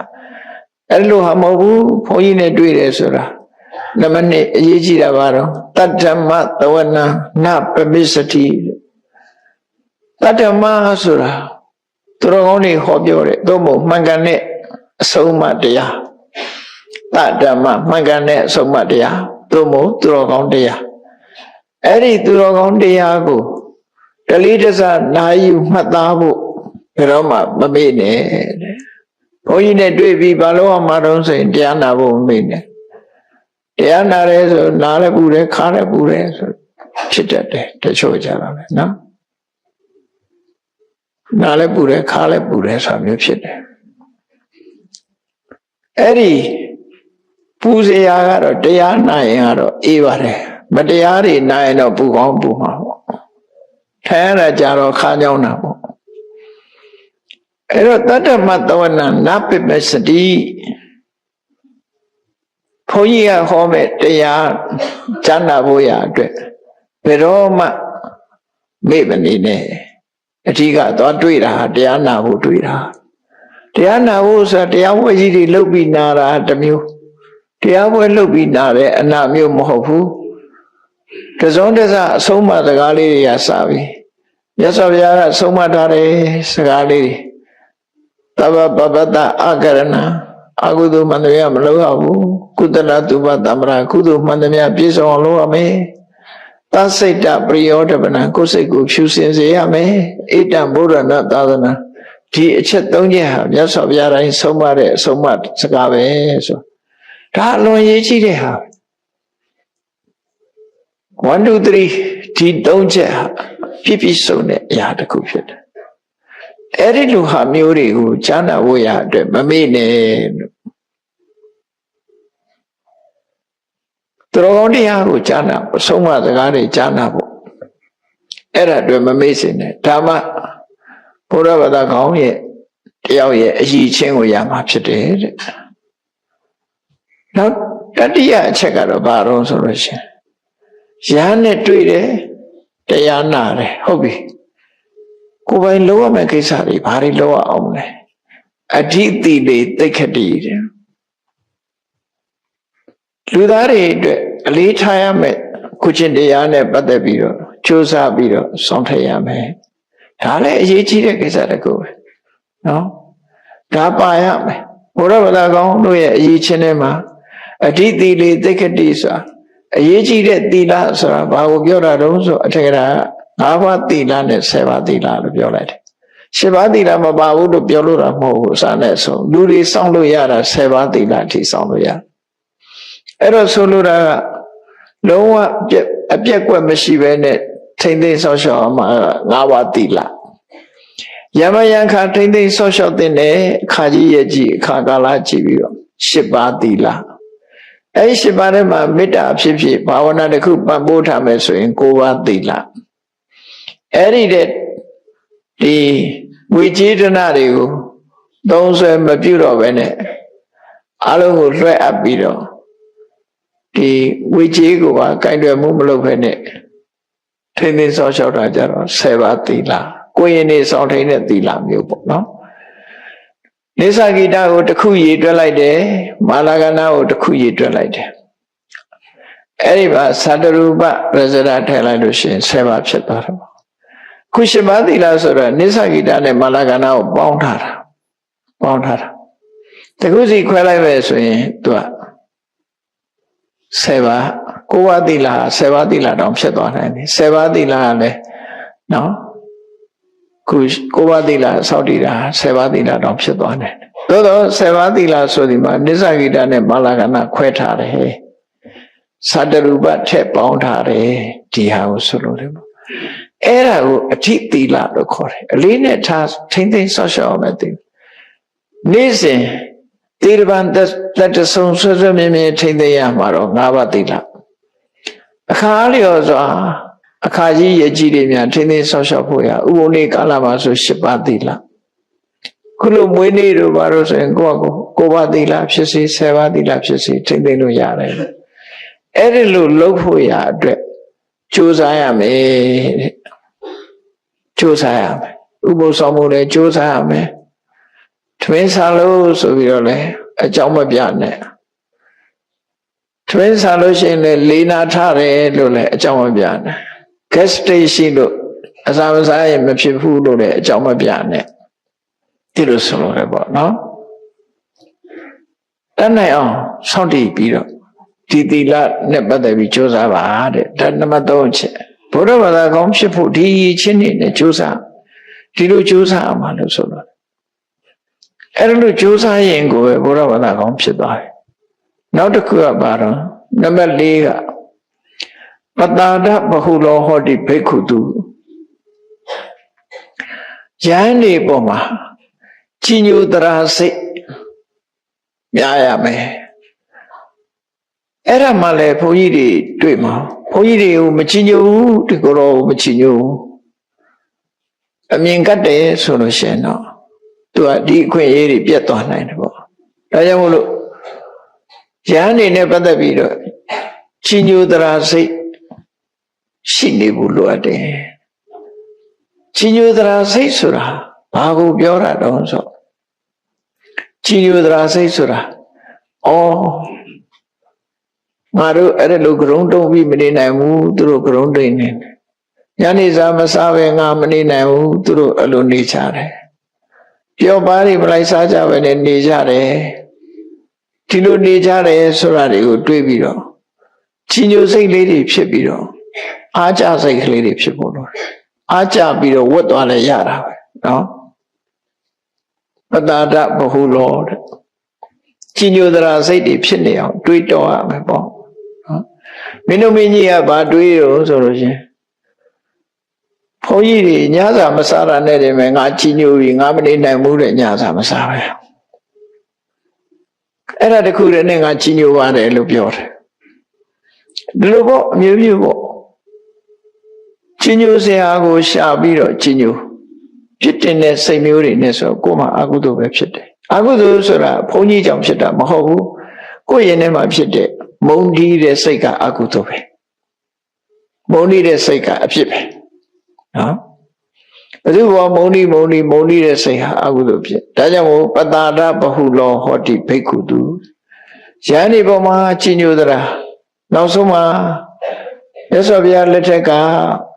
မြတ်စွာဘုရားဟောကြားထားတဲ့သိက္ခာပုဒ်တွေအတိုင်းကျင့်ကြံကြုတ်ကိုအထောက်နေကြတယ်ရှင်သာရိပုတ္တရာတို့ရှမောကလန်တို့ရဲ့အနွယ်ဆက်တွေကနေပြီးတော့စင်စစ်မဲ့ပြဒီလိုကျင့်သုံးနေကြတယ်ငါတို့ဘုန်းကြီးမောနိုင်မှုသူတို့ဝတ်တယ်ကြည်ညိုသလားစိတ်ဖြစ်အောင်တွေးတော်ဆင်ញင်ပြီးတော့ကြည်ညိုမှုဖြစ်အောင်လုပ်ရမယ်နော်ဒီလိုဆိုလို့တယ်နော်အဲ့ဒါဘုရားဘာသာကောင်းဖြစ်ဖို့အတွက်နံပါတ်4အချက်ပဲနောက်တစ်ခါနံပါတ်5တော့ဘာလို့ဆိုရင်အနုပါရမစိတ်တော်ဓမ္မန္တုနာတိတရားနာတဲ့အခါမှာအရေးကြီးတဲ့အချက်ဟောပြတာဆက်သွယ်နေတယ်တရားနာတဲ့အခါမှာတချို့ပုဂ္ဂိုလ်တွေကလူပေမဲ့လို့ဘောဓုတကျွယ်တဲ့ပုဂ္ဂိုလ်တွေရှိတယ်ဘောဓုတကျွယ်တဲ့ပုဂ္ဂိုလ်တွေကဘယ်ဘုန်းကြီးဟောတာမှားတယ်ဘယ်ဘုန်းကြီးကဘယ်လိုနဲ့ဆိုပြီးတော့အပြစ်တင်ဆွဆွဲကဲ့ရဲ့ပြီးတော့ပြောဆိုတတ်တဲ့စိတ်ဓာတ်မျိုးတွေရှိတတ်တယ်တရားဟောပြီးဆိုလို့ရှိရင်အမှားရှာပြီးတော့အကွက်ထောက်တဲ့စိတ်ဓာတ်မျိုးနဲ့မနာနဲ့တဲ့တရားနာပြီဆိုရင်ဒီမှန်ကန်တဲ့အကွက်ကလေးကိုသာအာယုစိုက်ပြီးတော့ဒီတရားမျိုးကိုသိအောင်ကြိုးစားအနုပါရမစိတ်ဓာတ်ဆွဆွဲလို့စိတ်ကဲ့ရဲ့လို့စိတ်ပြစ်တင်လို့စိတ်တိမှတ်ထားပဲဒီဟာတော့ဒီကိုတော့ဟောတာမဟုတ်ဘူးဆိုပြီးဟိုသိလို့တဲ့စိတ်နဲ့ဆိုရင်ကိစ္စမရှိပါဘူးနော်အမှားမှန်သိတဲ့စိတ်နဲ့နာလာတော့ကိစ္စမရှိဘူးလို့ဆိုလိုတာမဟုတ်ဘူးအပြစ်တင်မှုတချို့ကြတော့အပြစ်တင်မှုတသက်နာယူတာဖြစ်တယ်ပြစ်တင်မှုမှတ်သားထားပြီးတော့အပြစ်ပြောဖို့အဲ့ဒီလိုစိတ်မျိုးနဲ့တရားဘယ်တော့မှမနာနဲ့တဲ့သိလို့စိတ်နဲ့နာပါလို့ဆိုလို့တယ် ဒီလိုစိတ်နဲ့နာတဲ့အခါမှာကိုမှတ်သားစရာပါလာရင်မှတ်သားမယ်ဆိုတဲ့စိတ်နဲ့ပဲမှတ်သားပေါ့နော်အဲ့လိုဒီအချက်ဟာလည်းပဲအရေးကြီးတဲ့အချက်တစ်ခုတဲ့နောက်တစ်ခုကတော့ကုသိုလ်ပြုမှုနဲ့ပတ်သက်လာတယ်နံပါတ်6ပါနာဣတောဗဟိတာဒက္ခိဏကဝေတတိကုသိုလ်ကောင်းမှုလုပ်ပြီးလူမဲ့တမ်းမယ်ဆိုတဲ့ကုသိုလ်ကောင်းမှုယဉ်ဤမြုပ်နှံမှုတွေလုပ်ပြီးဆိုလို့ရှိရင်ဘုရားသာသနာပေါ်မှာပဲမြုပ်နှံတယ်တခြားဘာသာတွေမှာတော့မမြုပ်နှံဘူးသူဆိုလို့အဲ့ဒါလေအရေးကြီးတဲ့အချက်တစ်ခုပဲကိုယ်ွယ်တဲ့ဘာသာတရားကိုပဲဦးစားပေးတယ်ဆိုတဲ့အဓိပ္ပာယ်ကိုယ်ွယ်တဲ့ဘာသာတရားတွေကတကယ်ကိုလှူဒန်းထောက်ပံ့တိုက်တဲ့ပုဂ္ဂိုလ်ကိုရှာကြံပြီးတော့လှူဒန်းထောက်ပံ့တယ်လို့သူဆိုလို့အဲ့ဒါနာဣတောဗဟိတာဒီသာသနာမှာအပြင်ဘက်ကိုသွားပြီးတော့ဒက္ခိဏေယနာခဝေတတိအလူခံတဲ့ပုဂ္ဂိုလ်သွားမရှာဘူးဆိုပါစို့ဘုန်းကြီးတွေလှူတာတဲ့ဘယ်သူသွားလှူရတာပိုကောင်းတယ်လို့ဆိုတာမျိုးပေါ့နော်အဲ့ဒီလိုအပြင်မကိုသွားပြီးတော့လှူသင်းလှူတိုက်တာဆိုပြီးတော့သွားပြီးတော့မရှာဘူးတဲ့သာသနာအတွင်းမှာပဲရှာကြံပြီးတော့လှူသင်းလှူတိုက်တဲ့ပုဂ္ဂိုလ်လှူမယ်ဒီလိုစိတ်ဓာတ်မျိုးထားမယ်ဒါကဘာသာတရားနဲ့စိတ်ဓာတ်ကိုဖော်ပြတဲ့သဘောပဲဘုရားဘာသာကောင်းတယောက်ဖြစ်ဖို့အတွက်နောက်တစ်ခုကတော့နံပါတ်9ကဣဒသပုပ္ပကာရံကရောတိကိုယ်ဘဝမှာကုသိုလ်ကောင်းမှုလုပ်မယ်တခြားဘာသာတွေကိုမလှူရဘူးလို့ပြောတာမဟုတ်ဘူးပုပ္ပကာရဦးစားပေးမယ်ဘုရားဘာသာကိုဦးစားပေးလှူမယ်တခြားဘာသာလည်းလှူလို့ရဦးစားပေးလှူအဲ့ဒီအဓိပ္ပာယ်မျိုးရတယ်ဣဒသပုပ္ပကာရံတချို့ကဘဝမှာကိုလုံးမဲ့ကုသိုလ်ကောင်းမှုတစ်ခုဦးစားပေးပြီးတော့လုပ်တယ်ဗမာစကားဦးစားပေးတယ်ဆိုတဲ့အဓိပ္ပာယ်ပေါ့နော်အဲ့ဒီဦးစားပေးပြီးဘုရားသာသနာတော်ကိုဦးစားပေးပြီးတော့လှူတာတဏ္ဍမျိုးလောက်ရမှာဖြစ်တယ်တဲ့တခြားဟာကိုဦးစားပေးပြီးတော့လောက်ရမှာမဟုတ်ဘူးလို့ဆိုလို့မလှူလဲလို့လည်းမတားဘူးမြတ်စွာဘုရားမလှူနဲ့လို့တားတာမဟုတ်ဘူးအဲ့ဒီစိတ်ဓာတ်လည်းမရှိဘူးတို့သာလှူသူများမလှူနဲ့ဆိုတဲ့ဟာမျိုးမရှိဘူးအဲ့ဒါကြတော့ပိတ်ပင်ရရောက်တယ်မြတ်စွာဘုရားကိုယ်တိုင်ကရှင်းပြီးတော့ဟောထားတယ်သူများလှူတဲ့အလှူကိုတဲ့ပိတ်ပင်တားမြစ်တဲ့ပုဂ္ဂိုလ်ဟာတဲ့လှူတဲ့ပုဂ္ဂိုလ်ကုသိုလ်ကိုဖျက်ဆီးရရောက်တယ်တဲ့အလှူခံတဲ့ပုဂ္ဂိုလ်လတ်လဘဖျက်ဆီးရရောက်တယ်ဟန္တာရရောက်တယ်သူကိုယ်တိုင်လည်းစိတ်ဓာတ်ရုပ်ပါသည့်အတွက်ကြောင့်မကောင်းမှုအကုသိုလ်တွေသူ့မှာလည်းပဲသူ့ရဲ့ခုံအရေးချင်းတွေကပျက်စီးသွားတယ်လို့သူတို့ဆိုဒါကြောင့်မြတ်စွာဘုရားဒါနကောင်းမှုနဲ့ပတ်သက်တဲ့အခါကျရင်ဘယ်ကိုလှူရမလို့မေးခွန်းမျိုးမေးမယ်ဆိုရင်ယထပတိရတိတထဒေဟိမင်းကြီးညိုတဲ့နေရာလှူဘာသာတရားမှာလည်းဘယ်ဘာသာတရားပဲလှူဘသူပဲလှူကိုကြီးညိုတဲ့နေရာလှူလူကိုလှူခြင်းနဲ့လှူတိရစ္ဆာန်လှူခြင်းနဲ့လှူတချို့ကလူထမင်းမကျွေးနဲ့ခွေးထမင်းကျွေးတဲ့လူကရှိသေးတယ်လေခွေးတွေကိုတရွာလုံးရှိတဲ့ခွေးတွေကိုဖိတ်ပြီးတော့ဒီခြာရည်တွေခင်းပြီးအဲ့ဒီမှာခွေးထမင်းကျွေးတယ်ဆိုကြားဘူးတယ်နော်ရွာလူတွေတော့ထမင်းကျွေးခွေးတွေဖိတ်ပြီးတော့ထမင်းကျွေးခွေးမှန်သမျှလာခဲ့စားဖို့ဖိတ်စာများကမ်းသေးလာတော့မသိဘူးခုတ်ကြားတို့အကုန်လုံးတက်ရောက်ပြီးတော့သုံးဆောင်ကြဖို့ဆိုပြီးတော့ဖိတ်တာအဲ့လိုဟာတွေရှိတယ်လေအဲ့တော့ तू ကြိုက်လို့လောက်တာဆိုဘယ်သူလူတိရစ္ဆာန်ကိုလူရင်မြတ်စွာဘုရားအစတရားအကျိုးပေးတယ်လူကိုလူရင်တော့လမ်းပေါ်ကလူဆိုရင်အစတစ်ထောင်ကိုချင်းသီလရှိတဲ့ငါးပါးသီလလုံးတဲ့ပုဂ္ဂိုလ်ဆိုလို့ရှိရင်အစတစ်သိန်းတို့ဒီလိုခွက်ချတယ်မတူဘူးပေါ့မြေပေါ်မှာတစ်ပင်စိုက်တယ်လို့ပဲရေကောင်းရင်ကောင်းတယ်လို့အကျိုးအမြတ်ထွက်တာပဲအဲ့ဒီလိုသာခွက်ချပြီးတော့ဟောတာဖြစ်တယ်အဲ့တော့အလုံးပေါင်းလိုက်တဲ့အခါကျတော့အချက်တွေကနော် နံပါတ်1ကဘုရားဘာသာခေါင်းရဲ့အရှိချင်းနေဆိုတာတဲ့နံပါတ်1ကဘုန်းကြီးတွေနဲ့မကြာခဏတွေ့ဖို့ကြိုးစားခြင်း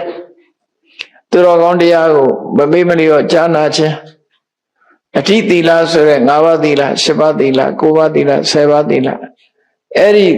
အလေးနဲ့ထားရမယ်လူတွေအလေးနဲ့ထားပြီးဆောင်တော်ရမယ်သီလတွေပေါ်မှာကြိုးစားအထောက်ခြင်းရဟန္တာတွေပေါ်မှာကြီးညိုစိတ်များပြားခြင်းတရားနာတဲ့အခါမှာအပြစ်ရှာပြီးတော့အပြစ်ရှာဖို့ထောက်ပြဖို့ဆိုတဲ့စိတ်ဓာတ်နဲ့မနာဘဲနဲ့သိလို့တဲ့စိတ်ဓာတ်နဲ့နာခြင်းနောက်ပြီးတော့ဒီသာသနာအပြင်ဘက်မှာအလှခံလိုက်တဲ့ပုဂ္ဂိုလ်မရှာခြင်းဒီသာသနာအတွင်းမှာသာအလှခံလိုက်တဲ့ပုဂ္ဂိုလ်ရှာခြင်းဒီသာသနာအတွင်းမှာသာလည်းဥစားပေးပြီးတော့လှူခြင်းတန်းခြင်းဆိုတဲ့ဒီအချက်9ချက်ဟာကြိုးစားအထောက်ခြင်းဖြင့်ကိုယ့်ရဲ့ဘုရားဘာသာကောင်းတို့ရဲ့အရေးချင်းကိုရရှိသွားမှာပဲဖြစ်တယ်ပေါ့